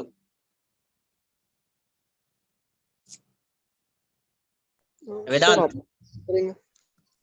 sir, about the types of motions, I don't have any doubt, sir. Okay. Daksh, doubts आ रहा है पूछना है, ऐसा नहीं कि अभी सर ने बोल दिया तो पूछेंगे ही नहीं, डाउट्स आ रहा है पूछिए, तो जो भी सिर्फ डिस्प्लेसमेंट पे ही डिपेंड करेगा ना, F dot S. For a party, देखो डिस्प्लेसमेंट गिवन है, फोर्स गिवन होगा, तो वर्क डन क्या होगा? फोर्स मतलब कांस्टेंट फोर्स है बेसिकली है। वर्क डन क्या होगा? वर्क डन क्या होता है? फोर्स इनटू डिस्प्लेसमेंट होता है, फोर्स इनटू नहीं होता है, बाय अ कांस्टेंट फोर्स लिख लो, बाय अ कांस्टेंट फोर्स, ऐसा लिख लो ज्यादा बेटर है। अब ये बताओ, फोर्स गिवन है, उसका डिस्प्लेसमेंट गिवन है, तो क्या वर्क डन जो है इस पे डिपेंड करेगा क्या कि ये मोशन कैसा है? इस पे डिपेंड कर सकता है क्या ये? क्योंकि यहाँ पे सपोज बहुत सारे फोर्सेस है, F1 F2 लिख देता हूँ मैं, दो फोर्स शो कर रहा हूँ, F1 F2। लेट्स से ये पार्टिकल यहाँ से यहाँ पे डिस्प्लेस हो चुका है, मान लो इसका डिस्प्लेसमेंट दिया हुआ है S, यहाँ पे फोर्स लग रहा है। अगर मुझे वर्क डन फाइंड करना होगा, work done by F1, work by F1 क्या लिखोगे? W1 equals to F1 dot S, cos 0 हो जाएगा, सेम डायरेक्शन में तो डायरेक्ट लिख दो। Work done by F2, work done by F2 क्या हो जाएगा? W2 equals to opposite direction में माइनस F2S हो जाएगा। तो क्या ये जो फोर्स का वर्क डन है वो इस पे डिपेंड कर रहा है क्या कि कितने वेलोसिटी से जा रहा है, कितने एक्सेलरेशन से जा रहा है, क्या जा रहा है, नहीं जा रहा है? अगर डिस्प्लेसमेंट गिवन है तो, है ना, ये इस पे डिपेंड नहीं कर रहा है, ये इस पे डिपेंड नहीं कर रहा है, ठीक है? यस सर, अगर डिस्प्लेसमेंट नहीं गिवन होगा तो उस पर डिपेंड करेगा ना फिर? यस, डिस्प्लेसमेंट फाइंड करना है तो डिपेंड तो करेगा ही। सर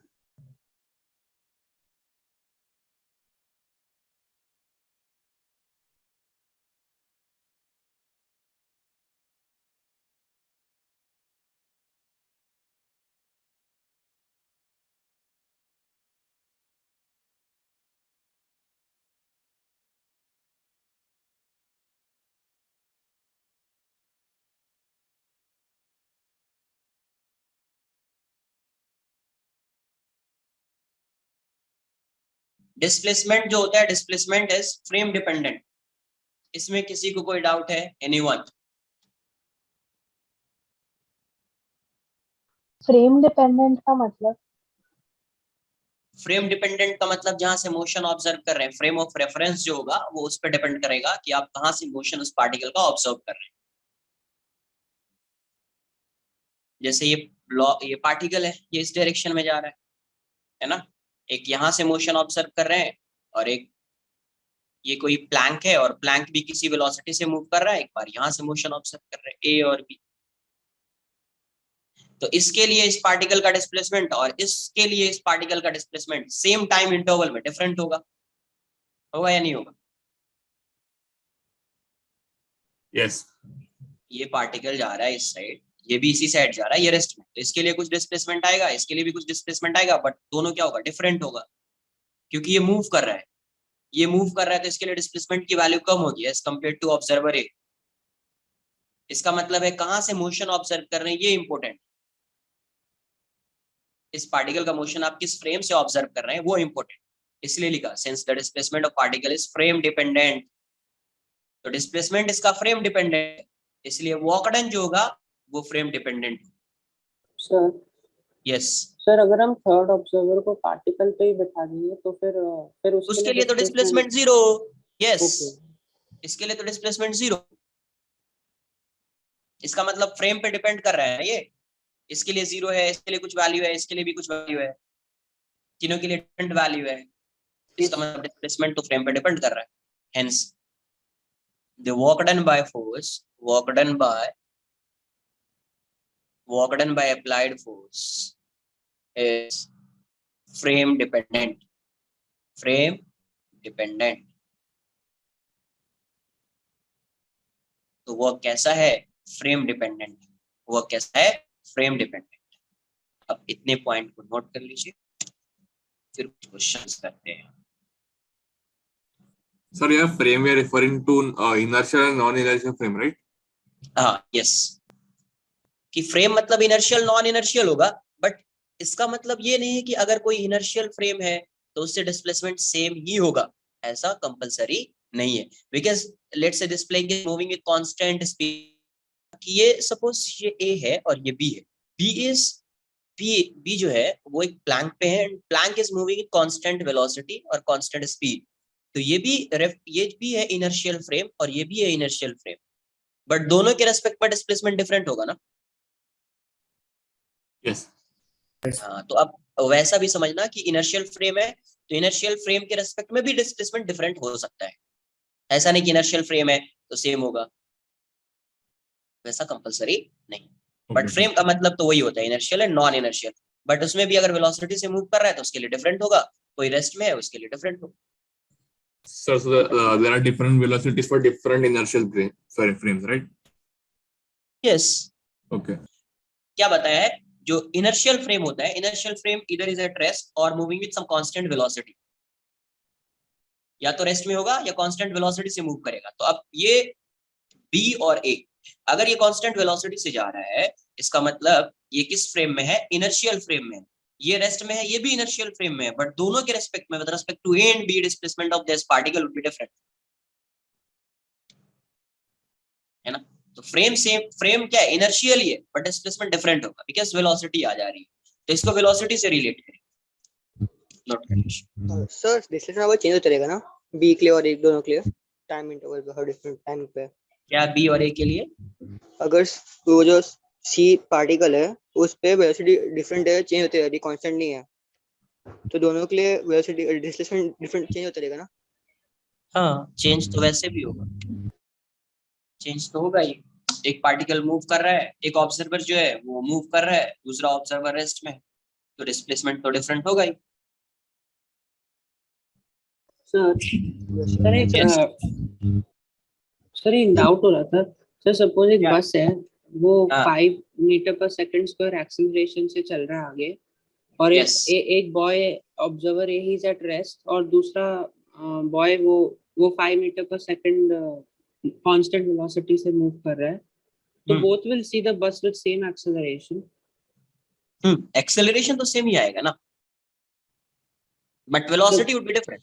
एक्सेलरेशन तो सेम आएगा, एक्सेलरेशन जो observe, yes, because acceleration of A क्या है? 0 है। एक्सेलरेशन ऑफ बी क्या है? 0 है। एक्सेलरेशन ऑफ बस क्या है? ए है। वेलोसिटी ऑफ ए क्या है? 0 है। वेलोसिटी ऑफ बी v0 है।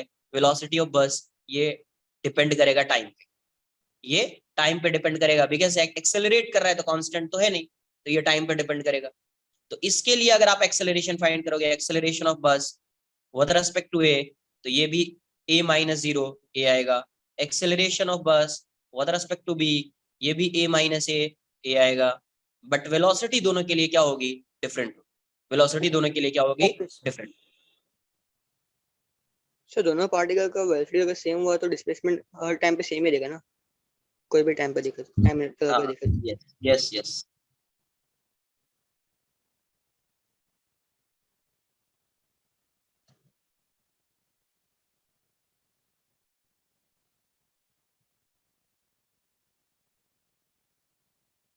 एक सिंपल सा एग्जांपल कर लेते हैं। देखो ऐसा दिया, a body moves a distance of 10 meter along a straight line. Sorry, can you let us copy the upper part? We did not proceed. कुछ डाउट है क्या? हेलो सर बोल Body- रहा है कि उसको ऊपर वाला पार्ट देखना। फर्स्ट पार्ट, अपर पार्ट क्या? क्या कर रहे हैं कुछ?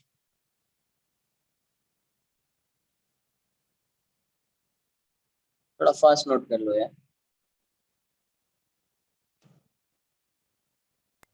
सर थर्ड पॉइंट में अप्लाइड करने में कुछ आएगा कि खाली इजी आएगा?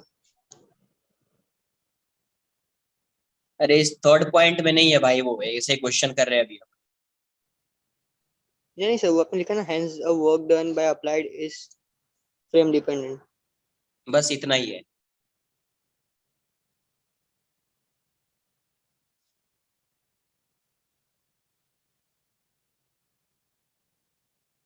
डन। ऐसे ही क्वेश्चन बना, बहुत सिंपल है, इसीलिए मैं इसको एग्जांपल कर लिया। क्या दिया हुआ? Body moves a distance 10 meter along a straight line under an action of 5 Newton force. 5 Newton force. If the work done is 25 joule, then find the angle between the force and the direction of motion of particle. Direction I of got the answer. motion of the body. Simple है, formula लगा दो, you will get the value of theta.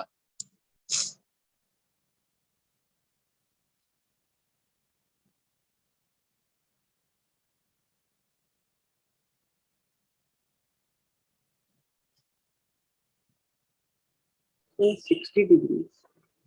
Simple, fs cos theta सब कुछ given है, cos theta की value आ जाएगी।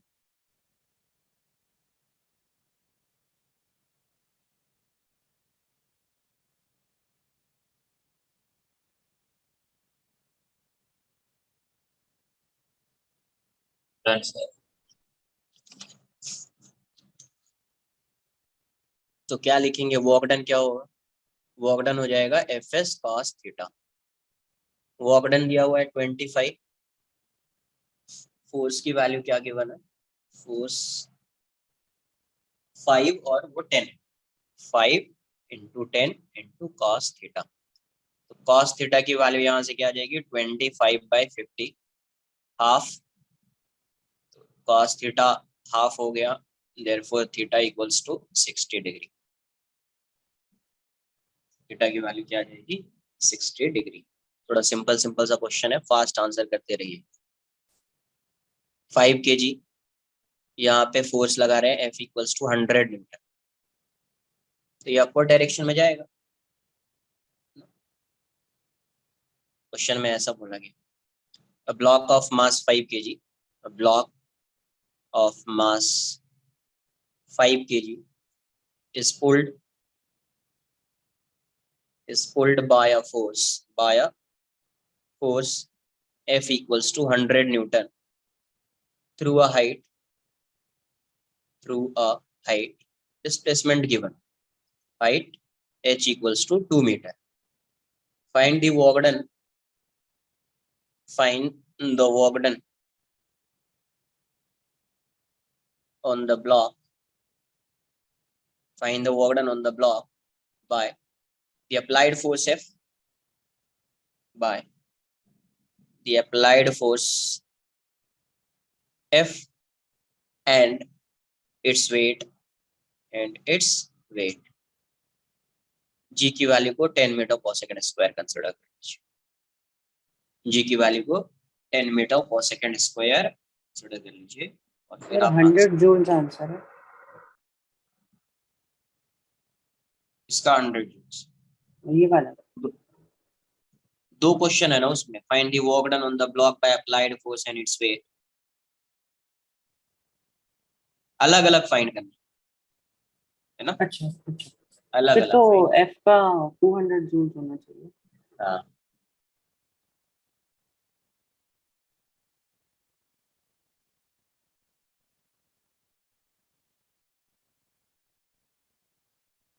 तो इस डायरेक्शन में ये फोर्स लग रहा है F 200 न्यूटन, कुछ है ही नहीं, इसका वेट W 50 न्यूटन हो जाएगा, इसका डिस्प्लेसमेंट इस डायरेक्शन में H इक्वल्स टू 2 मीटर, तो work done by applied force, work done bye F दोनों सेम डायरेक्शन में, वर्क डन बाय F दोनों सेम डायरेक्शन में, इसको मैं WF बोल देता हूँ, सेम डायरेक्शन में तो force into displacement F into H लिख दो, 200 इंटू 2 400 जूल आ जाए, सॉरी 100 है ना, ये 100, तो 100 इंटू 2 200 जूल आ जाएगा।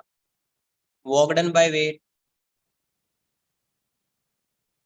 वर्क डन बाय W, तो W ये क्या हो जाएगा W into H, but minus के साथ, क्यों नेगेटिव, ऑपोजिट डायरेक्शन में नेगेटिव आ गया, तो -50 इंटू H इज 2 -100 जूल, यही आंसर हो गया, ये इसका आंसर आ जाएगा।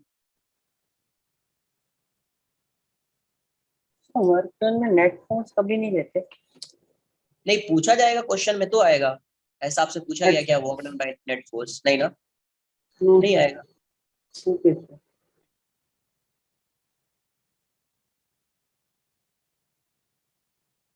Next,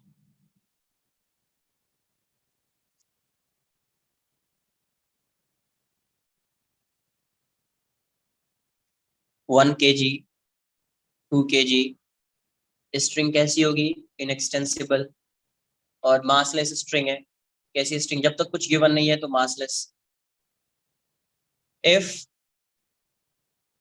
the system is, if the system is released from rest, released from rest, then find, then find the work done, then find the work done by string, by string on both blocks in 1 second, in 1 second, g की value को 10 consider करना है आप। 1 kg 2 kg क्या दिया है, if the system is released from rest then find the work done by string on both blocks in 1 second, in 1 second find कीजिए।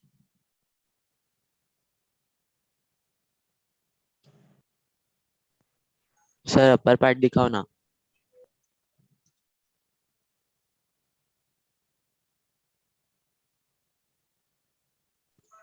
Done sir. Done.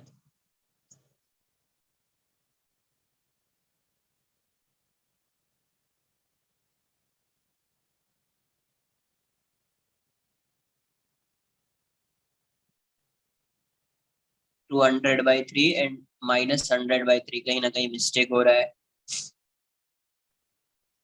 200/3 and -100/3 answer नहीं है। वॉक डन बाय टेंशन क्या होना चाहिए, यहाँ पे ये move कर रहा है और ये मूव कर रहा है।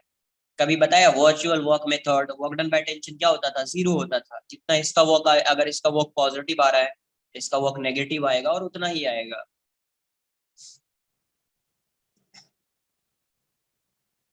तो टोटल वॉक डन जो होता है टेंशन का वो 0 होता है। वैसे इसका तो कुछ वॉक आएगा, इसका भी कुछ वॉक आएगा। वैल्यू बताइए क्या होगी यहाँ।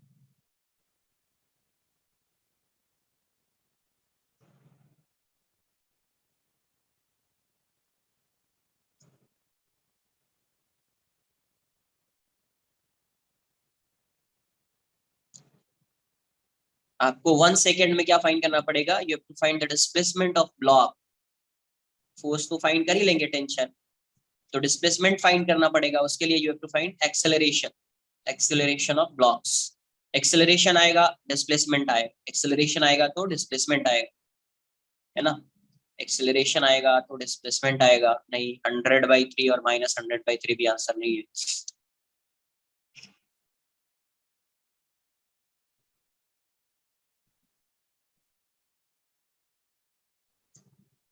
स्ट्रिंग का वर्क डन बाय स्ट्रिंग है, ये समझो। Work done by total force नहीं पूछा गया आपसे, वर्क डन बाय स्ट्रिंग।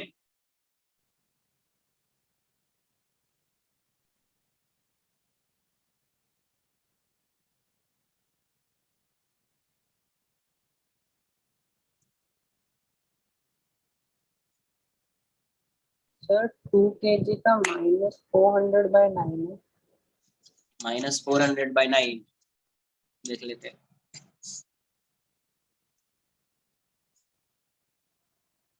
सबसे पहले टेंशन का वर्क डन फाइंड करना है, तो टेंशन की वैल्यू भी फाइंड करनी पड़ेगी, डिस्प्लेसमेंट की वैल्यू भी फाइंड करनी पड़ेगी। ये 2 kg है, ये 1 kg है।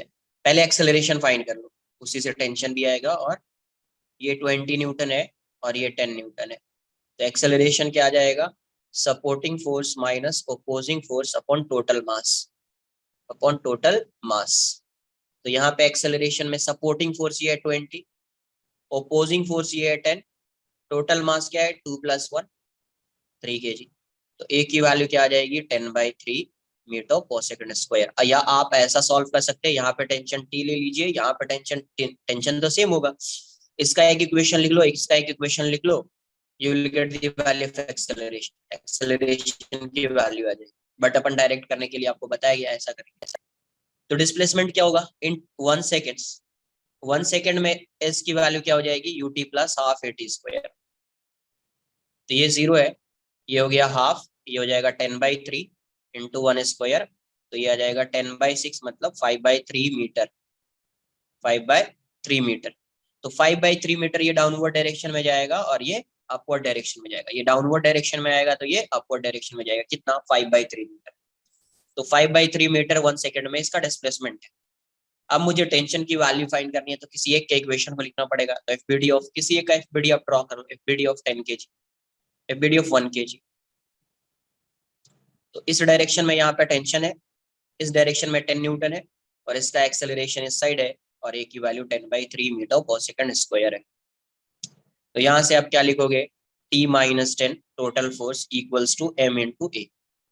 तो T - 10 की वैल्यू क्या हो जाएगी, M1 है, ये है 10/3, तो टेंशन की वैल्यू क्या आ जाएगी 10 + 10/3, तो टेंशन की वैल्यू आ जाएगी 40/3 न्यूटन। तो अभी मुझे वर्क डन फाइंड करना है, तो ये 1 kg का ब्लॉक है, इस टेंशन का वर्क डन फाइंड करना है, तो टेंशन यहाँ पे T लग रहा है और इसका डिस्प्लेसमेंट भी इसी डायरेक्शन में S। 2 kg का ब्लॉक है, इस पे टेंशन इस डायरेक्शन में है और इसका डिस्प्लेसमेंट इस डायरेक्शन में S। तो इस पे जो वर्क डन बाय टेंशन होगा, इस केस में जो वर्क डन बाय टेंशन होगा 1 kg लिख देता हूँ, ये दोनों सेम डायरेक्शन में, तो T × S लिख देंगे। तो 40/3, S इज 5/3, तो आंसर आ जाएगा 200/9 जूल। इसमें अगर वर्क डन फाइंड करना होगा, work done by tension on 2 kg block, तो इसमें माइनस हो जाएगा ऑपोजिट डायरेक्शन में, तो T × S। तो ये जगह -40/3 × डिस्प्लेसमेंट भी सेम है 5/3, तो आंसर हो जाएगा -200/9 जूल। तो एक का +200/9 जूल, सेकेंड का -200/9 जूल आएगा। अब टोटल को अगर ऐड कर दो तो 0 आ जाएगा। वर्क डन बाय टेंशन क्या होता था, पूरे स्ट्रिंग में वर्क डन बाय टेंशन अगर फाइंड करते थे, इसका और इसका ऐड करते थे तो 0 आता था। बताया था virtual work method, virtual work method note कर लीजिए आप।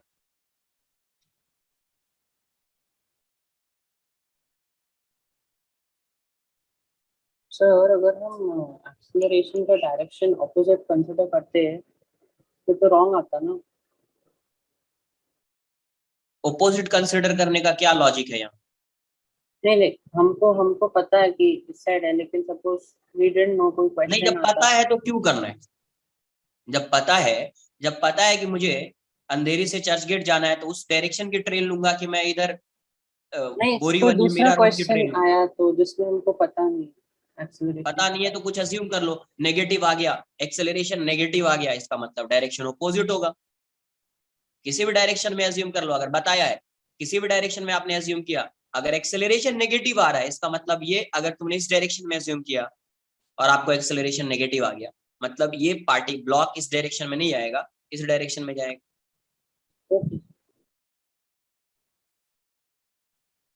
तो वहां से डायरेक्शन डिसाइड कर सकते हैं क्या आएगा।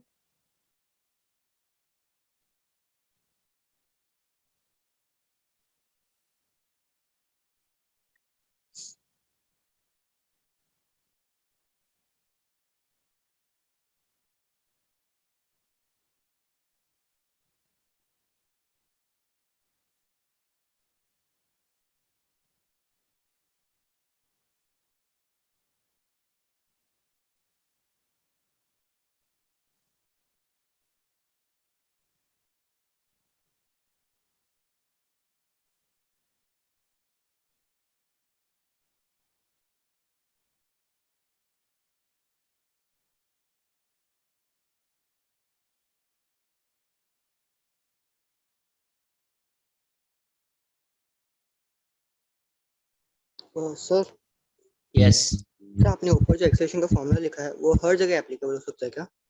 नहीं, ये सिर्फ वहां पे एप्लीकेबल होगा जहां पे पार्टिकल का एक्सेलरेशन सेम होगा। पार्टिकल का एक्सेलरेशन क्या होगा? सेम होगा। नॉर्मली जब इस टाइप की पुली होती है तो वहीं पे एप्लीकेबल होता है। ज्यादा बेटर है तुमने अगर ये नहीं पढ़ा है सपोज, तो तुम ये मत करना, तुम ये करना, यहाँ पे ऐसा एक ये है, इसका एफबीटी लिखोगे तो इसका एक्सेलरेशन इस साइड है, इसका एक्सेलरेशन इस साइड, तो इसके लिए क्या लिखोगे? डाउनवर्ड डायरेक्शन में नेट फोर्स आ जाएगा, तो तुम ऐसा इक्वेशन लिख लेना, 20 minus T equals to 2a, equation 1।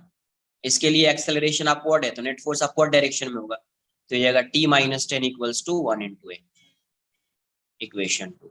यहाँ से you will get the value of acceleration, यहाँ से तुम इसको कैंसिल कर दो, ये 10 आ जाएगा, ये 3a आ जाएगा, तो एक्सेलरेशन की वैल्यू 10/3 आ जाएगी। ठीक है, तुम ऐसे फाइंड कर लो। सर पूछने के सपोर्टिंग फोर्स जो ज्यादा होगा उसको अपन सपोर्टिंग फोर्स लेंगे ना? सपोर्टिंग फोर्स का मतलब जिस डायरेक्शन में एक्सेलरेशन है उस डायरेक्शन में फोर्स। एटवुड मशीन के लिए एप्लीकेबल होता है ये। सपोर्टिंग फोर्स का मतलब जिस डायरेक्शन में एक्सेलरेशन है उसी डायरेक्शन का फोर्स, तभी तो ये फोर्स इसको सपोर्ट कर रहा होगा एक्सेलरेशन, और ये फोर्स जो है इस एक्सेलरेशन का ओपोज कर रहा है, तो इसीलिए सपोर्टिंग फोर्स ये हुआ, ओपोजिंग फोर्स ये हुआ, और टोटल मास दोनों का एक्सेलरेशन सेम है तो वो आएगा टोटल मास। अरे तुम ये करो ना यार, ये पता है ना इक्वेशन लिखने के लिए, एक्सेलरेशन फाइंड करने के लिए पता है ना, ये कर लो ना, इक्वेशन लगा दो ना, 20 minus T equals to 2a, और इसके लिए क्या हो जाएगा, t minus 10 equals to 1 into a। Equation तो ये पता है ना कैसे लिखते हैं इक्वेशन। हाँ सर। हाँ, ये यूज कर लो, ज्यादा बेटर है।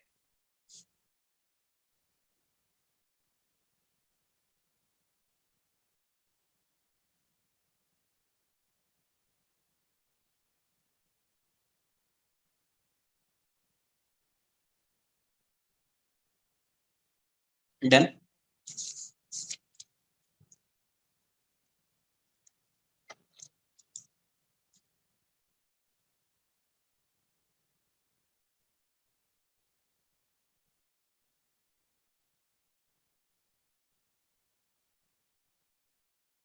A block is placed on horizontal surface having mass 5 kg. Force of 10 Newton is applied on this block, and coefficient of friction between block and this surface mu is 0.5. Find the work done by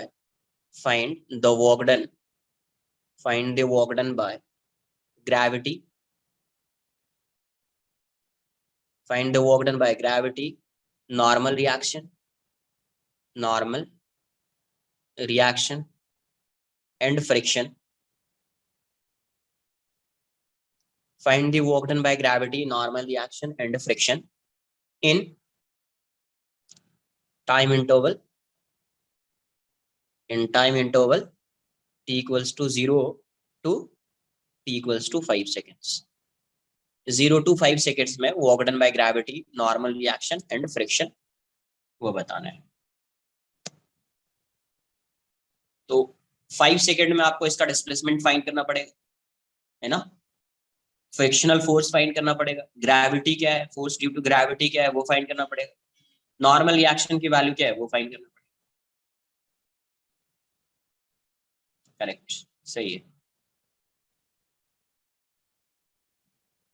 online ही होना चाहिए ना, offline होगा क्या पता नहीं मुझे, तुम लोग जानते होगे। सर वो मेंशन भी है, ऑनलाइन है, फॉर्म में लिखा है।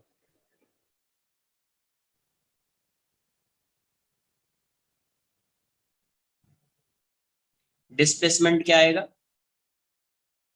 डिस्प्लेसमेंट 0. 0। सबसे पहले चेक कर लेते हैं कि इस पे फोर्स कितना एक्ट कर रहा है ना, फ्रिक्शनल फोर्स। तो एफ एस मार्क्स जो होगा, ये ब्लॉक है 5 kg 50 न्यूटन। नॉर्मल रिएक्शन इस साइड आएगा, एन नॉट की वैल्यू क्या हो जाएगी 50 न्यूटन।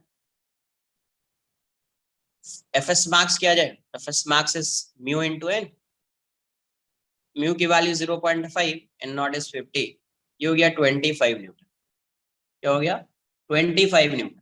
तो अब यहाँ पे ये बताइए, इस ब्लॉक पे इस साइड फोर्स लग रहा है 10 न्यूटन, और यहाँ पे जो मैक्सिमम फ्रिक्शन है वो है 25 न्यूटन। मतलब एफ एस मार्क्स क्या है, F S max is greater than 10 newton, F S max is greater than 10 newton. इसका मतलब ये हुआ कि block since block remains at rest, move ही नहीं करेगा, remains at rest। जब ये मूव नहीं कर रहा है ना, जब ये मूव ही नहीं कर रहा है, इसका मतलब एक्सेलरेशन 0 है, डिस्प्लेसमेंट 0 है। एक्सेलरेशन 0 है, डिस्प्लेसमेंट 0 है, क्या है डिस्प्लेसमेंट, इसका डिस्प्लेसमेंट ही 0 है। डिस्प्लेसमेंट हो ही नहीं रहा है तो वर्क डन तो कुछ होगा नहीं, तो वर्क डन बाय ग्रेविटी ये भी 0 आ जाएगा, work done by normal reaction ये भी 0 आ जाएगा, वर्क डन बाय फ्रिक्शन ये भी 0 आ जाएगा, वर्क डन बाय फ्रिक्शन ये भी क्या आ जाएगा 0 आ जाएगा। नोट कर लीजिए, तो कोई डिस्प्लेसमेंट ही नहीं है। डिस्प्लेसमेंट क्या है, displacement of particle is 0। Particle move ही नहीं कर रहा है, फोर्स तो लगा रहे, बट फ्रिक्शन क्या कर रहा है, फ्रिक्शन की जो मैक्सिमम फ्रिक्शन की वैल्यू 25 न्यूटन है, तो उस फ्रिक्शन को वो ये फोर्स जो अप्लाइड फोर्स ओवरकम नहीं कर पा रहा है, तो इसलिए ये क्या किस में रहेगा, रेस्ट में रहेगा। Sir can you 1 second show the upper part?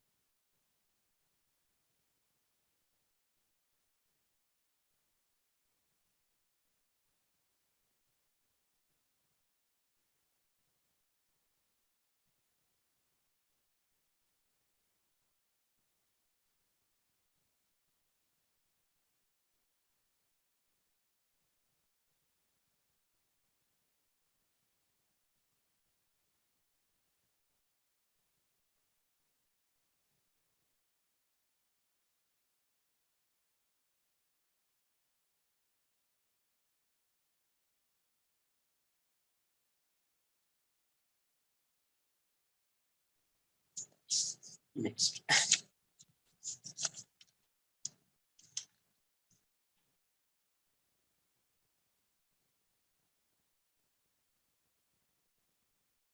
5 kg। अभी इसकी वेलोसिटी गिवन है v equals to 20 metre per second, t equals to 0 पे ये गिवन, और म्यू की वैल्यू है 0.5। 0.5 find the work done, find the work done by friction, normal reaction, and weight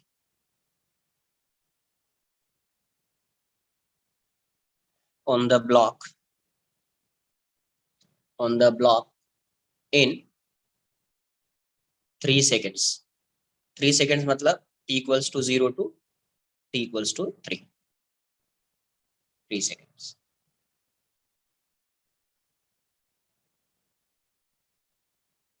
Find the work done by friction, normal reaction and weight on the block in 3 seconds। इसको 4 कर देना, थोड़ा easy calculation दिखेगा क्या? हाँ ठीक है, 4 कर देना एक बार, कैलकुलेशन थोड़ा इजी हो जाएगा।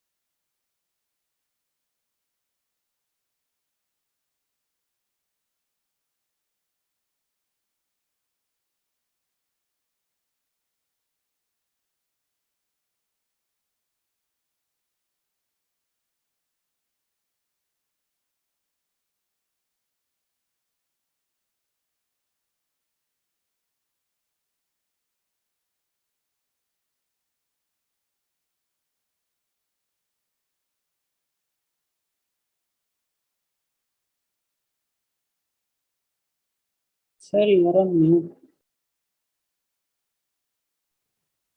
एफ एस मार्क्स क्या आएगा? म्यू इंटू एन, तो म्यू इज 0.5, एन इज 50, तो ये आ जाएगा 25 न्यूटन। क्या आ जाएगा? 25 न्यूटन। अब देखो ये v वेलोसिटी से जा रहा है, ये इस डायरेक्शन में कितने से जा रहा है?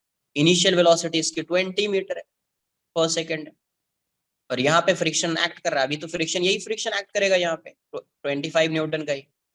ऐसा तो नहीं कि ब्लॉक मूव नहीं करेगा, वेलोसिटी गिवन है, क्वेश्चन में ही गिवन है, मतलब पहले से इसकी वेलोसिटी। इसका मतलब ये रिटार्ड कर रहा होगा इस डायरेक्शन, इसकी वेलोसिटी डिक्रीज होगी, तो रिटार्डेशन फाइंड कर सकते हैं आप। कैसे फाइंड कर सकते हैं? F equals to m into A. F की वैल्यू 25 है, ये 5 इंटू ए, तो रिटार्डेशन जो आएगा वो 5 मीटर पर सेकेंड आ जाएगा, इस डायरेक्शन में 5 मीटर पर सेकेंड आ जाएगा। तो 4 सेकेंड में इसका डिस्प्लेसमेंट आप फाइंड कर सकते हैं। तो इन 4 सेकेंड्स क्या आ जाएगा डिस्प्लेसमेंट? तो s equals to ut plus half at square का फॉर्मूला लग जाएगा। तो t इक्वल्स टू 0 मतलब इनिशियल वेलोसिटी इसकी 20 है, 20 इंटू 4। रिटार्ड कर रहा है तो 1/2, a की वैल्यू को -5 लिखूंगा बिकॉज रिटार्ड कर रहा है, इंटू 4 स्क्वायर, तो ये 80 हो गया। ये -5/2 इंटू 16, तो ये 8, ये 40 आ जाएगा। 80 माइनस 40 मीटर हो गया इसका डिस्प्लेसमेंट। डिस्प्लेसमेंट क्या आ गया? 40 मीटर। तो वॉक डन क्या आ जाएगा? अब देखो इसका जो डिस्प्लेसमेंट हो रहा है, ये ब्लॉक यहाँ पे है, इसका डिस्प्लेसमेंट यहाँ से यहाँ हो रहा है। t इक्वल्स टू 0 पे यहाँ पे है, t इक्वल्स टू 4 सेकंड पे ये यहाँ पे, और ये डिस्प्लेसमेंट इसका कितना है? 40 मीटर है। mg w इसका इस डायरेक्शन में लगेगा, नॉर्मल इसका इस डायरेक्शन में होगा, फ्रिक्शन इसका इस डायरेक्शन में होगा। तो walk done by weight, w की वैल्यू क्या हो जाएगी? वॉक डन बाय mg बोल दीजिए, वॉक डन बाय mg या work done bye g। Walk done bye g मतलब वॉक डन बाय ग्रेविटी, वही वेट, इसकी वैल्यू क्या हो जाएगी?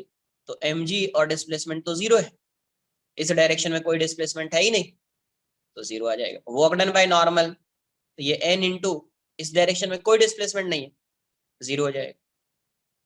वॉक डन बाय फ्रिक्शन, ये फ्रिक्शन इस डायरेक्शन में एक्ट कर रहा है, डिस्प्लेसमेंट इसका इस डायरेक्शन में, तो माइनस आ जाएगा, -f इंटू एस।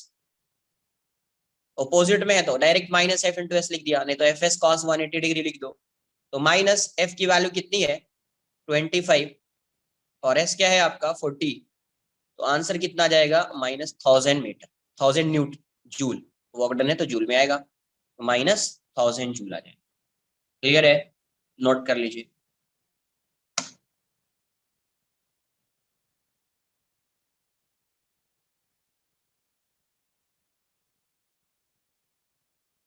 तो work done by friction is -1000 joule, work done by gravity is 0 and work done by normal reaction would be 0, वो भी 0।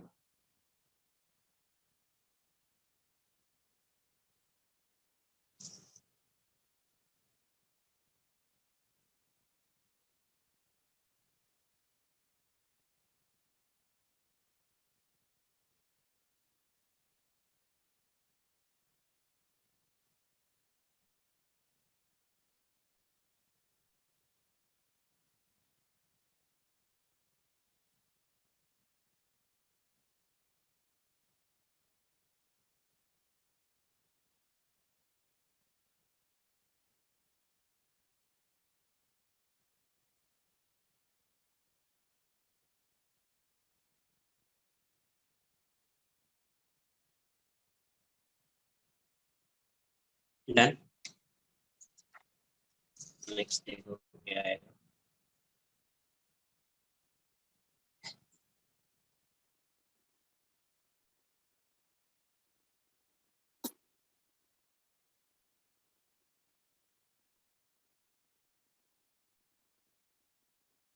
ये ऐसा जा रहा है v से और v की वैल्यू कांस्टेंट, कांस्टेंट स्पीड से ये मूव कर रहा है या कांस्टेंट वेलोसिटी से ये मूव कर रहा है। कोई ऑब्जर्वर यहाँ से ऑब्जर्व कर रहा होगा, कुछ भी नहीं गिवन है, मतलब with respect to ground, with respect to ground ये एंगल जो है थीटा है। ये एंगल क्या है, ये इंक्लाइंड प्लेन है, ये ऐसा बना हुआ है कि यहाँ पे एक इंक्लाइंड प्लेन है और यहीं पे क्या रख दिया, एक ब्लॉक रख दिया है जिसका मास m है और यहाँ पे कोएफिशिएंट ऑफ फ्रिक्शन म्यू है। कोएफिशिएंट ऑफ फ्रिक्शन क्या गिवन है, कांस्टेंट स्पीड से जा रहे हैं। क्वेश्चन में आपसे क्या पूछा गया है, first find the work done by friction, find the work done by friction on the block in time t, in time t, if the block remains at rest with respect to Planck, with respect to inclined plane, मतलब इसके respect में ये block rest में है, but यहां से observe करोगे तो क्या लगेगा कि ये ब्लॉक किस साइड जा रहा है, ये ब्लॉक किस साइड जा रहा है, इस साइड जा रहा है। जैसे जैसे ये मूव करेगा वैसे वैसे ये जाएगा, बट हमेशा ये और ये एक ही साथ, तो इसके रेस्पेक्ट में ये ब्लॉक किस में, रेस्ट में। तभी आपको क्या फाइंड करना है, find the work done by friction. तो work done by friction find करने के लिए फ्रिक्शनल फोर्स की वैल्यू फाइंड करनी पड़ेगी। सेकंड क्या फाइंड करना पड़ेगा, डिस्प्लेसमेंट फाइंड करना पड़ेगा। क्या फाइंड करना पड़ेगा, displacement. Second question, also find the work done by normal reaction on the block in time t, also find the work done by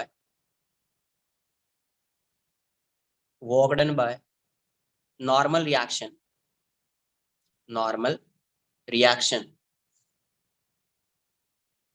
work done by normal reaction on the block in time t, in time t time में आपको normal reaction का भी work done find करना है और friction का भी work done find करना है। तो पहले आप फ्रिक्शनल फोर्स फाइंड कीजिए, क्या लग रहा होगा, ये ब्लॉक रेस्ट में, ये ब्लॉक किसमें है, इस पे रेस्ट में, ये क्लियर होना चाहिए।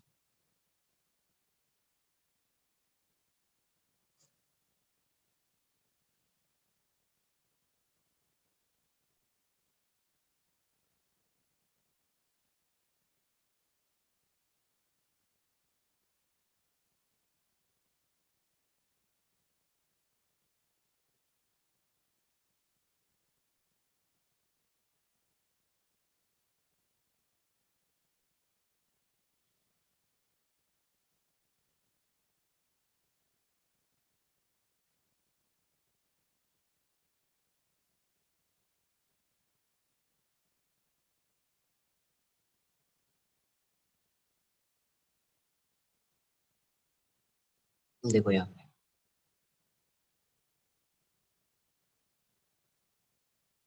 ये एंगल थीटा, यहाँ पे ये ब्लॉक, इस ब्लॉक के एफबीडी बना।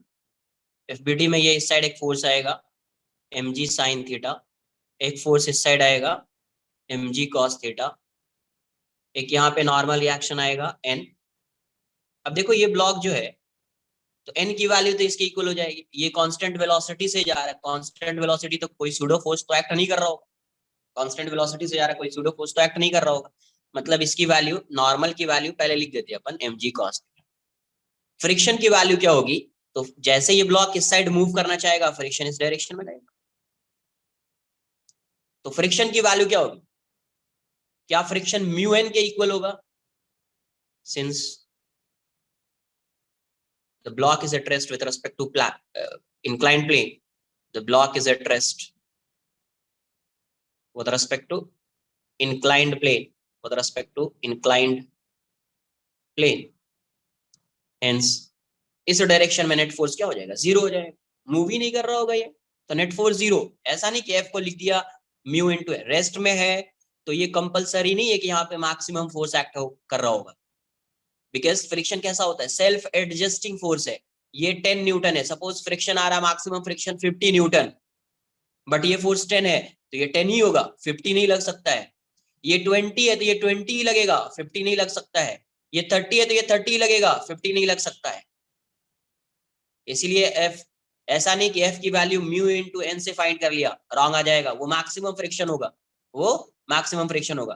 तो यहां से क्या आएगा, mg sin theta minus F equals to 0, therefore F equals to, friction की वैल्यू क्या आ गई, mg sin थीटा के इक्वल हो जाएगी। फ्रिक्शन किसके इक्वल हो जाएगा, mg sin थीटा के इक्वल हो जाएगा। अब देख लो फ्रिक्शन mg sin थीटा के इक्वल हो चुका है, फ्रिक्शन इस डायरेक्शन में एक्ट कर रहा है इस ब्लॉक पे, और ये ब्लॉक, ये पूरा सिस्टम इस डायरेक्शन में जा रहा है v से, तो t टाइम में इसका डिस्प्लेसमेंट इस डायरेक्शन में होगा, इन टाइम t डिस्प्लेसमेंट की वैल्यू क्या होगी, स्पीड कांस्टेंट है या वेलोसिटी कांस्टेंट है तो displacement would be velocity into time, displacement क्या होगा, वेलोसिटी इनटू टाइम, तो फ्रिक्शन ये हो गया, डिस्प्लेसमेंट इसका इस डायरेक्शन में होगा तो ये आ जाएगा, ये एंगल थीटा तो ये भी थीटा, ये थीटा तो ये एंगल कितना आ जाएगा 180 डिग्री माइनस थीटा। तो angle between F and S कितना है, 180 माइनस थीटा है। तो वर्क डन बाय फ्रिक्शन आप क्या लिखोगे, work done by friction, work done by friction W F की वैल्यू क्या हो जाएगी, तो F S cos theta, F S cos theta की जगह पे 180 degree minus theta, because angle between F and S क्या है 180 माइनस थीटा है, तो आप ऐसा लिखोगे F S cos 180 minus theta. तो वर्क डन बाय फ्रिक्शन क्या आ जाएगा, एफ की वैल्यू क्या है mg sin थीटा, एस की वैल्यू क्या है v into T, cos 180 minus theta is minus cos theta, पहले भी बताया आपको। वर्क डन बाय फ्रिक्शन क्या आ गया, mg vt minus mg vt sin theta into cos theta. 2 से मल्टीप्लाई करके 2 से डिवाइड कर दो, जब 2 से मल्टीप्लाई करके 2 से डिवाइड करोगे तो यहाँ पे 2 sin थीटा कॉस थीटा हो जाए।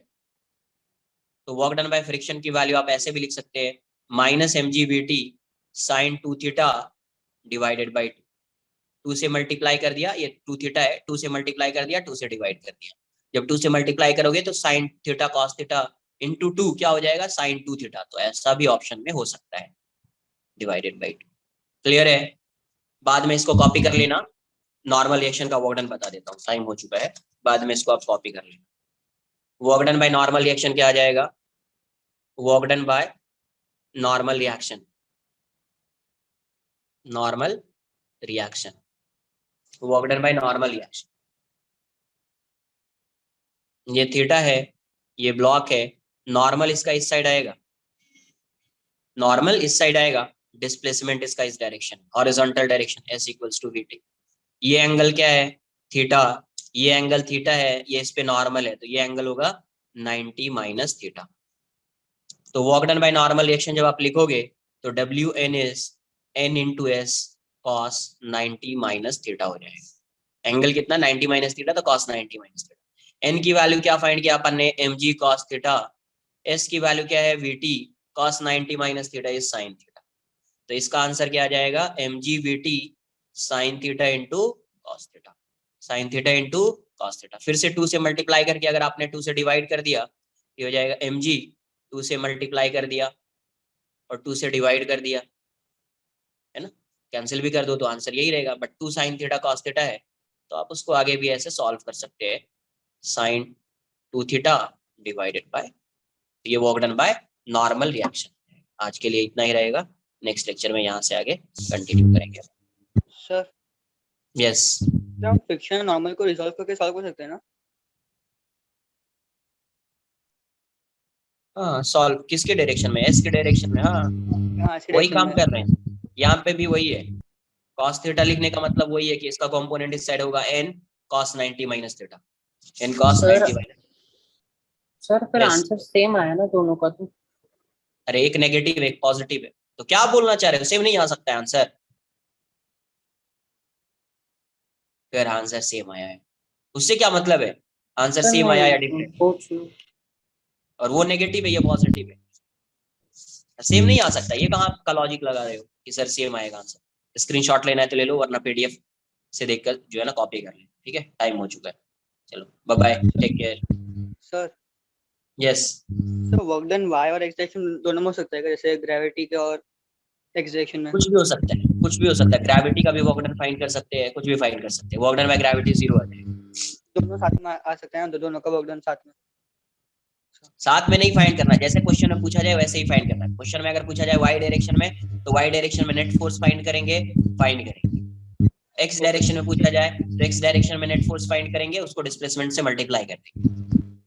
ठीक है, ओके यस। या इंडिविजुअली फाइंड कर लेंगे, फिर लास्ट में ऐड कर देंगे। स्केलर क्वांटिटी है तो डायरेक्टली ऐड कर दो, साइन के साथ पॉजिटिव आया तो पॉजिटिव लिख दो, नेगेटिव आया नेगेटिव लिख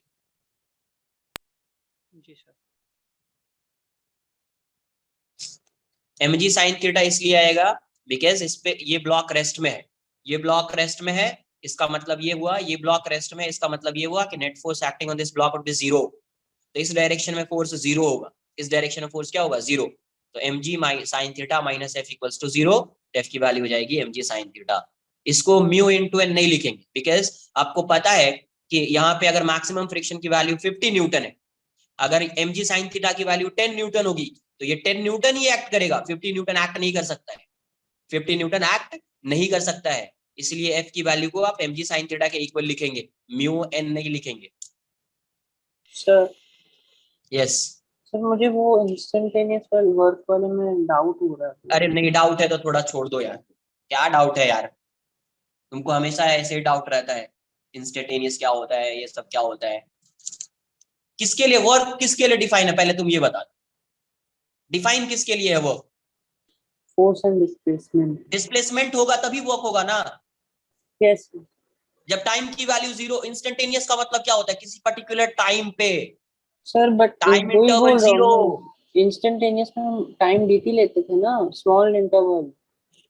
टाइम जब इंस्टेंटेनियस की बात करेंगे तो टाइम 0 लेंगे, 0 मतलब टाइम इंटरवल 0, टाइम 0 नहीं, time interval 0। Yes sir instantaneous का लेकिन मतलब होता है, सुन लो पहले, इंस्टेंटेनियस का मतलब होता है टाइम इंटरवल 0। जैसे वेलोसिटी होती थी, वेलोसिटी को ऐसा कभी फाइंड किया है, find the velocity of particle at t equals to 1 second, at t equals to 2 Yes, second, sir. At t equals to 3 second. इसका मतलब हुआ इंस्टेंटेनियस वेलोसिटी है वो, किसी इंस्टेंट पे फाइंड कर रहे हैं, किसी इंस्टेंट पे डिस्प्लेसमेंट नहीं होगा, डिस्प्लेसमेंट Sir. 0 होगा किसी इंस्टेंट पे। जब Sir. डिस्प्लेसमेंट 0 है तो वर्क डन 0 होगा। बोलो क्या है? सर लेकिन अगर हम dt मतलब अरे भाई dt टाइम लिया तो डिस्प्लेसमेंट लिखेंगे ना यार, क्या है यार, dt टाइम लिया तो डिस्प्लेसमेंट लेके नहीं बताया क्या? yes, एक पे जाके अटक जाते हो बिल्कुल। dt टाइम लिया, dt टाइम में डिस्प्लेसमेंट क्या हो जाएगा, ds, yes, ds क्या हो जाएगा, vdt। सर वर्क डन क्या हो जाएगा, sir f dot sir ds। बोलो क्या है? सर अगर हम जब हम इंस्टेंटेनियस वेलोसिटी की बात करते हैं, अगर हम टाइम 0 लेंगे तो there can be no velocity, there has to be some time ना very good very instantaneous. Good very good very good very good very good very good very good. मतलब गजब लॉजिक तुम लगाते हो ना, ऐसा लॉजिक लगाते हो ना कि मजा आ जाता है बिल्कुल। सर रिएक्शन टाइम होता तो है। अरे भाई सुन यार, थोड़ा सुनने की ये रखो यार। t² + 5t इंस्टेंटेनियस का मतलब t इक्वल्स टू 0 नहीं, टाइम इंटरवल 0। इंस्टेंटेनियस का मतलब क्या? Time interval 0।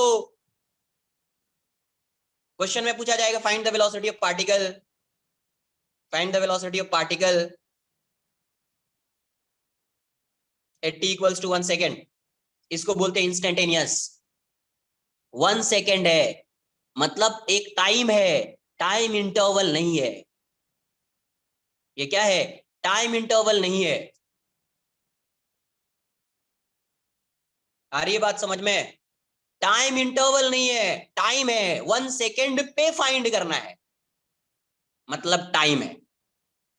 और इसका एक पैराग्राफ करके मुझे डाउट्स मत पूछना यार प्लीज, अभी समझ लो क्या है। टाइम है, टाइम, पर्टिकुलर टाइम, किसी इंस्टेंट पे फाइंड कर रहे हैं। डेल्टा टी नहीं है, डेल्टा टी 0 है। dt की value dt is tending to 0, dt 0 है, 0। किसी टाइम पे फाइंड कर रहे हैं, उसको बोलते हैं इंस्टेंटेनियस। सर जब आपने समझाया था मुझे पहले, तो आपने बोला था जब हम ऑब्जर्वर देखता है तो थोड़ा टाइम लगाता है, लाइक तो टाइम को कंसिडर करते हैं क्या यार? क्या लॉजिक है तुम्हारा? उस टाइम पे भी बताया हूं और अभी भी वही चल रहा है, स्टार्टिंग से वही बोल रहा हूं। ये बताओ, तुम जब तुमको किसी टाइम पे देखने के लिए बोलेगा तो तुम्हारा कोई रिएक्शन टाइम होगा या नहीं होगा? हाँ या ना? यस। क्या तुम उस रिएक्शन टाइम को कंसिडर करते हो क्या? नो गजब लॉजिक लगाते हो यार तुम। सर, नहीं करते। नहीं करते मतलब dt की वैल्यू 0 है, किसी इंस्टेंट पे फाइंड कर रहे हो तुम। यस। इंस्टेंट पे फाइंड कर रहे हो तो इंस्टेंटेनियस वेलोसिटी आएगी। किसी इंस्टेंट पे फाइंड करोगे तो डिस्प्लेसमेंट होगा क्या? नो, नहीं होगा। तो डिस्प्लेसमेंट हम नहीं वो होगा तो वर्क डिफाइन होगा क्या? कंसिडर नहीं करते, कुछ होता है लेकिन कंसिडर गजब नहीं करते। लॉजिक है यार तुम्हारा। नहीं नहीं, तुम इरिटेट कर रहे हो। फिर हर बार एक चीज समझाने के बाद भी वही चीज आ रही है। लास्ट अब 15 मिनट्स यही समझाया, 15 या 30 मिनट्स। इंस्टेंटेनियस का मतलब होता है किसी इंस्टेंट पे। इंस्टेंटेनियस मींस किसी इंस्टेंट पे,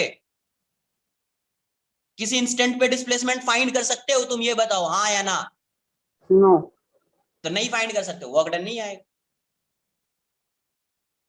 dt टाइम लिया, dt टाइम कंसीडर किया, उसमें डिस्प्लेसमेंट ds, डिस्प्लेसमेंट क्या? ds। यस। डिस्प्लेसमेंट क्या आया? ds। ds आया है तो ये डिस्प्लेसमेंट हो जाएगा। अगर तुम बोलोगे कि सर dt को कंसीडर नहीं करेंगे तो dt को 0 पुट कर दो ना यार। 0 पुट करोगे डिस्प्लेसमेंट 0 हो जाएगा, वर्क डन 0 हो जाएगा। मतलब डिफाइन है ही नहीं। सर तो मतलब जैसे जब हम इंस्टेंटेनियस वेलोसिटी बोलते हैं, dt टाइम होता है, ds डिस्प्लेसमेंट होता है, बट हम वो बहुत स्मॉल होता है इसलिए हम कंसीडर नहीं करते, 0 बोल देते हैं। अरे मेरे तो भाई, वही। ये बताओ मुझे, ये बताओ मुझे, ये बताओ पहले तो, क्या ये सब चीज जो है ना, समझना होता है चीजों को। नहीं समझोगे तो ऐसे डाउट्स आएंगे, फिर पैराग्राफ्स बनेंगे तुम्हारे। ये बताओ, कभी जो v equals to ds by dt ऐसा लिखते थे, याद है कुछ? यस। ds बाई dt लिखते थे, करेक्ट है? Yes sir. जब कभी भी वैल्यू फाइंड करते थे, क्या इसमें ds की वैल्यू, dt की वैल्यू कुछ पुट करते थे वैल्यू क्या? ये बताओ। सर नहीं, एस फंक्शन ऑफ टी होता था, फिर डिफरेंस। तो फंक्शन ऑफ t होता था ना भाई, वही चीज तो समझा रहा हूं उस टाइम से। क्या इसमें ds की वैल्यू पुट करते थे अपन? पुट करते थे कुछ? नहीं नहीं नहीं। dt की वैल्यू कुछ पुट करते थे क्या? नो। तो फिर क्यों उसमें स्टक कर जा रहे हो भाई? हमेशा फंक्शन आता था टी स्क्वायर 5t, कुछ भी आ जाता था, टी का फंक्शन होता था ऐसा, सिंपल सा फंक्शन दिखता था ऐसा। यस।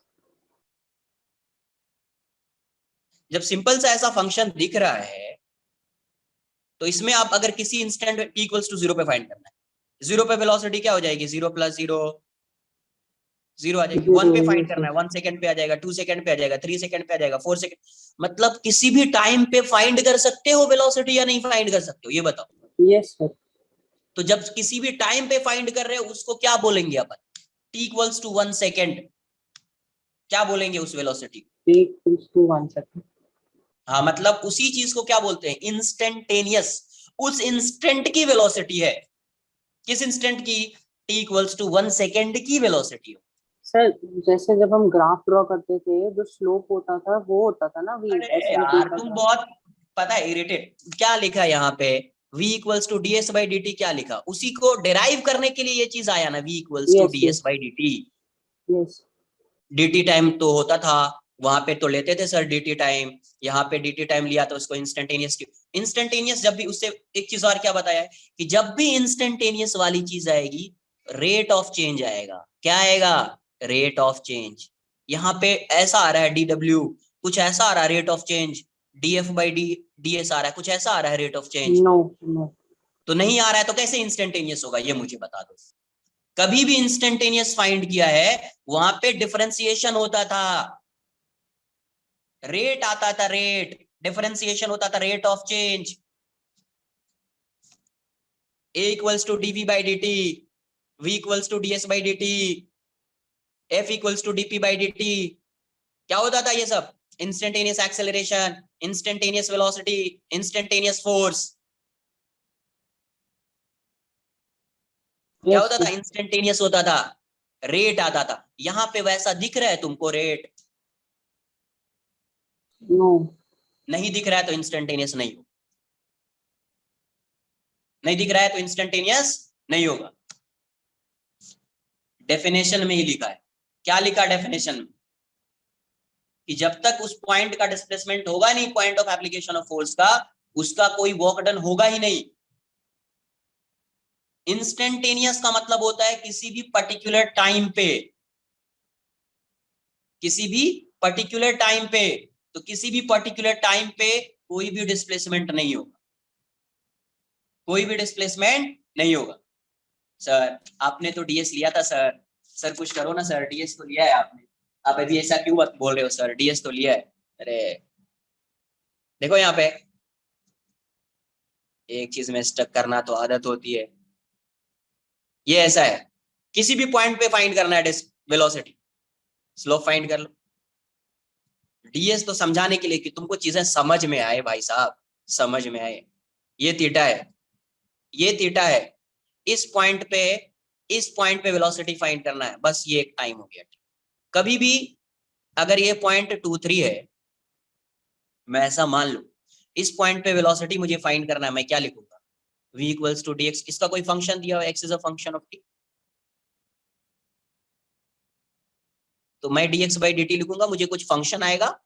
फंक्शन में कभी ऐसा पुट किया क्या, ये जो स्मॉल सा पार्ट भी कंसिडर किया, कभी ऐसा इसका एक एलिमेंट होगा, ये dt हो जाएगा, ये dx हो जाएगा, तो यहीं से dx by dt आप करोगे तो tan theta equals to dx by dt आ जाएगा, वहीं से वैल्यू आएगी।